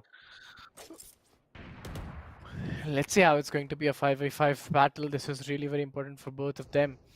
If TTE wins this particular round, I think they'll directly go for that match point round. And if Zerofrags win this particular round, they'll be in joining of the score of 11-11, leveling up the score. So yes, let's see how it's actually going to be. This is the first start. A wrong move. But the counter attack was also very good. Spike planted. Let's see. It's a 4v4 battle now. Spike has been planted. The attackers are really very aggressive at this point of time. And there you go. That was a good connection. One has been taken down. The counter again was really very great. Some recon bolt has been used by Sova. Target has been very much cleared. What? There you go. Zerofrags. What are you up to? The connections are truly phenomenal. I think Snakebite is going to get utilized. The lineup is ready. If somebody sticks, the Snakebite is going to come. Shots being delayed. The half if is gonna be the case. Remaining. Oh no, guys! That's it! That's my it! God, This could have been the steal! This could have been the steal for Zerofrags, but unfortunately, the swings resulted in this kind of scenario. I would just want to see that last 10 seconds. What happened over there? Senecal getting the first pick and then Realm retaliating and getting few more. And after this, look at this. From the nest, Viper goes on. Then a swing comes through from the left and eventually Sova gets faltered on, and on the other corner, it was like Batman was just sticking for his life. He was like, yes, I have to get this defusal done. At the end, it didn't happen. And we have the only option available right now. And that is the OT for Team Zerofrags. Time on the other corner, all they need is just one more good round. That's all they need for their journey to the lower bracket round 2. Oh my god, last I think that was totally unbelievable. I thought the defense would won, but the way that player pulled it off, that was truly phenomenal. But still, one more round to go. If they win that one round, I think they'll be done and dusted. Oh my god, Zerofrags, they're not ready to give up so easily. One good again, it's a 3v3 battle. TTE, team time. They're looking really very strong again, getting those shots very rightly. Zerofrags, they are playing every bit there. They want to go very close. I think this match will go for an OT or not as well, but it's very difficult to say. There you go, Zerofrags looking unstoppable and defenders, they'll win this round. It was very quick. It was very easy to say because the time they have lost some early points into their favor, and this is a very important round because if the time wins this round, they'll just be done and dusted. But if Zerofrags win this round, it will go for an OT. Let's pray for the best. Let's hope for the best. We really want to see an OT. Let's see if that's going to come. 12-11 is the scoreline at this moment. Waiting to see if something crucial comes through. But we have a Thrash pretty much activated, so I think that's something which is going to be valuable. On the hindsight, these operator shots are going to hurt a lot. So we'll have to count in that effort as well. But the Thrash being utilized is going to get pushed back quite a bit. This is a moment where they should actually go for a plant. At least take the control of the site. That's exactly what these guys are trying to do. But Garv, do not overcommit, man. You are the star at this point. You are the individual who can change everything. What? He gets Unculed right through the cloud burst. Now that's what we call a valuable start. That's what we call a valuable comeback in the picture. Obviously, they don't have a lot of comfortable weapons to play along with. This guy with the Guardian can be phenomenal. He gets 2. Realm, with his precision, is going to turn it away. Yui gets 1. And it's all about a 1v4 equation. The Headhunter is hunting the heads. Hunter's Fury being capitalized. It's classic versus Headhunter. Stinger now coming to the action. There you go. We have the winners. We have the survivors. Look at the happy faces. Realm, Curve. He knows that he barely was on the edge of bringing in the OT. But then again, T-Time manages to secure the day. Equinox. Valiant effort from all these individuals. But UV, I have to give him kudos, to be honest, because this individual, the way he performed throughout the game, throughout the action, was absolutely amazing. I mean, he came here with an unprecedented pick. He was here with a selection of a chamber. I know what was the plan behind it, and I can say quite comfortably that I'm so happy to see the execution working in the right manner, because the plan was basically that we are starting on the defender side. Let's have a sentinel which can bring the value, but at the same moment, let's have a sentinel which can act as a duelist as well. Because if you see the abilities and the utilities that Chamber brings to the picture is quite amazing. You get to have the Headhunter first of all, which is again a very good, amazing weapon that you can have. Then Tour de France is also there as an ultimate, so you have a beautiful sniper to work with. In between that, you have Trademark, so that you can set up some beautiful backstabs, and along with that, yes, you do have Rendezvous. So this guy UV, he was just so phenomenal, just so fluent throughout the way he entered, the way he made sure that the pro span is going to work. And in quite a few rounds, we got to see that the defenders were there with 5 amazing manpower, and eventually the other guys, that means T-Time, they were struggling with 3 individuals, but they still were able to snoop the round away in their favor. That was massive for me. That was amazing for me personally.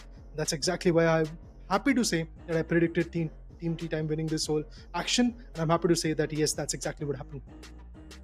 Yes, totally. The way they played was truly phenomenal, and let's see how it's going to be. We would very soon going to be towards the stats and watch those stats around as well. But right now, Bullet, Raider, that was truly a very great game.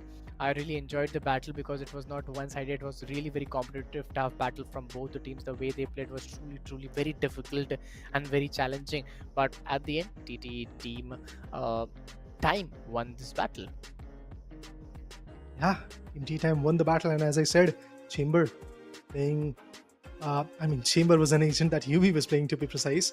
The way he played was phenomenal. He just got one first kill, but then again, you can't expect those first kills coming in from a Sentinel. But this guy definitely was a top fragger for the team. On the hindsight, no doubt, Batman also did the heavy lifting for the team. And both the teams, I'm so happy to say this, both the teams who were bringing in the combined team effort. It's all about in the last particular few rounds who snatched it away. The way Team Tea Time was able to steal that 12th round in their favor was so amazing. I mean, it was basically a 1v3 equation, and this guy was able to just pull it off in his favor. That demands a lot of patience. That demands a lot of trigger discipline. That demands a lot of mental balance. That's exactly what these individuals of Tea Time have. That's amazing to see a team performing in a harmony. But the question is, how far they are going to go in this particular circuit, this Esports Club presents Showdown Series Season 2 of Valorant, how far they're going to go, because they are in the lower bracket. They have managed to secure their spot in lower bracket round 2, but we still have lower bracket round 3. We still have lower bracket finals to crack. Then only you will be moving forward as the champ. But eventually the MVP of the map, it is definitely going to be Batman from the other particular team, which is Zerofrags.exe. This is the guy who was there on the third or second spot, if I'm not wrong, on the level up leaderboard as well, but unfortunately the level up leaderboard is not going to favor him anymore because he is outside the competition now. Yes, totally. The way he played was truly very great. Headshot percentage 16, damage 4105, ACS 271, ADR is 171, first kill was 3. So yeah, he would be the MVP of the map. Very soon we would be moving towards the MVP of the series as well, and we would watch at that as well, that who is the MVP of this particular series of these 3 matches of BO3. At the same time, guys, if you are watching the stream, please do hit that like button, subscribe the channel as well, and do share the stream as well, because this is really very important for us, to get the support from you, so that we could bring those back-to-back season from season 1, 2, and then very soon we'll be getting to season 3 as well. So yes, do show your support and love to players, to everybody, production team, management, casters, and everybody out there, so we could get those moral support. And yes, very soon, as I told, MVP of the series would be also one of the stats which we are waiting for. And yes, there you go, it's Curve itself. ATR is 185, ACS is 160, first kill is 13, damage is 8534. Oh my goodness. And if we talk about the headshot percentage, it's 36%. So it's just wow stats. Yeah, definitely it's a phenomenal skill and phenomenal feat that this guy has achieved. I mean, in just 2 maps, if I'm not wrong, he was able to secure 51 amazing frags. That gives them the ratio of 25.2 frags per map. That's amazing. The average is quite good for his individual stance, but on the hindsight, even the headshot percentage were looking quite good. Let's talk about the level up leaderboard, guys, because yes, remember, Batman is on the top, but Batman won't be able to be on the top because we have other individuals like Gurv and Fluffy who are still there in the competition. On the hindsight, Batman and his team is unfortunately out of the competition. Gurv represents the team known as Tea Time. On the other corner, Fluffy is there, if I'm not wrong, from team NJ. So both the teams are there. NJ is there on the upper bracket semifinals, and eventually Gurv is going to be there with his team Tea Time sitting in the lower bracket round 2. So what a great day, to be honest. We got to see a lot of amazing things. We got to see a lot of amazing feats being achieved. We got to see even an ace, so I'm happy about that as well. Yeah, totally. These are the top 3 players of the leaderboard. The way they leveled up was truly fantastic. And yes, because I'm Batman, he has that 84.08 points as well.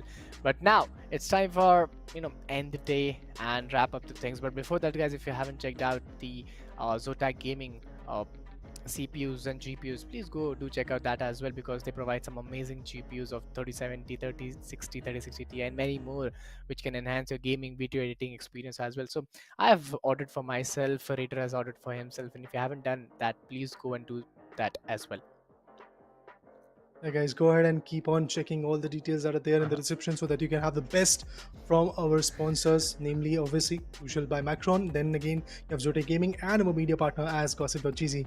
Well, this is Esports Club bringing in these amazing IPs, guys, and that's why you can easily go ahead and follow them on the social media handles. Follow all the 4 individual names that I talked about, be it the Esports Club or Crucial by Macron or Zotac Gaming or gossip.gg, because you will get to have all those insights. But when it comes to the Esports Club, you will get to have a lot more IPs coming in the near future. So for that reason, if you are keen on having a chance of securing something amazing from these amazing IPs, just go ahead and follow so that you can register, so that you can have all the details. Meanwhile, guys, this is it for day number 2 of playoffs. We'll be back tomorrow at 12 p.m. if I'm not wrong. So guys, mark your calendars, stay tuned, and we'll be back shortly. Till then, peace out. Thank you for joining us.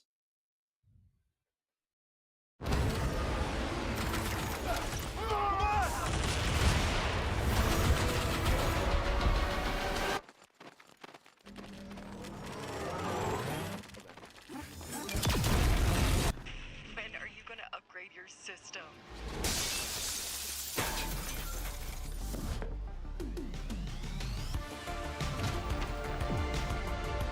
Alright, let's do this. Once there was a hunter who saw what others could not. With a magic case in her backpack, she roamed with wild abandon into the great unknown. Her gaze inescapable, her reflexes lightning fast. When armies swarmed, she went through. With eyes open wide, hands steady, holding, watching, capturing everything in sight.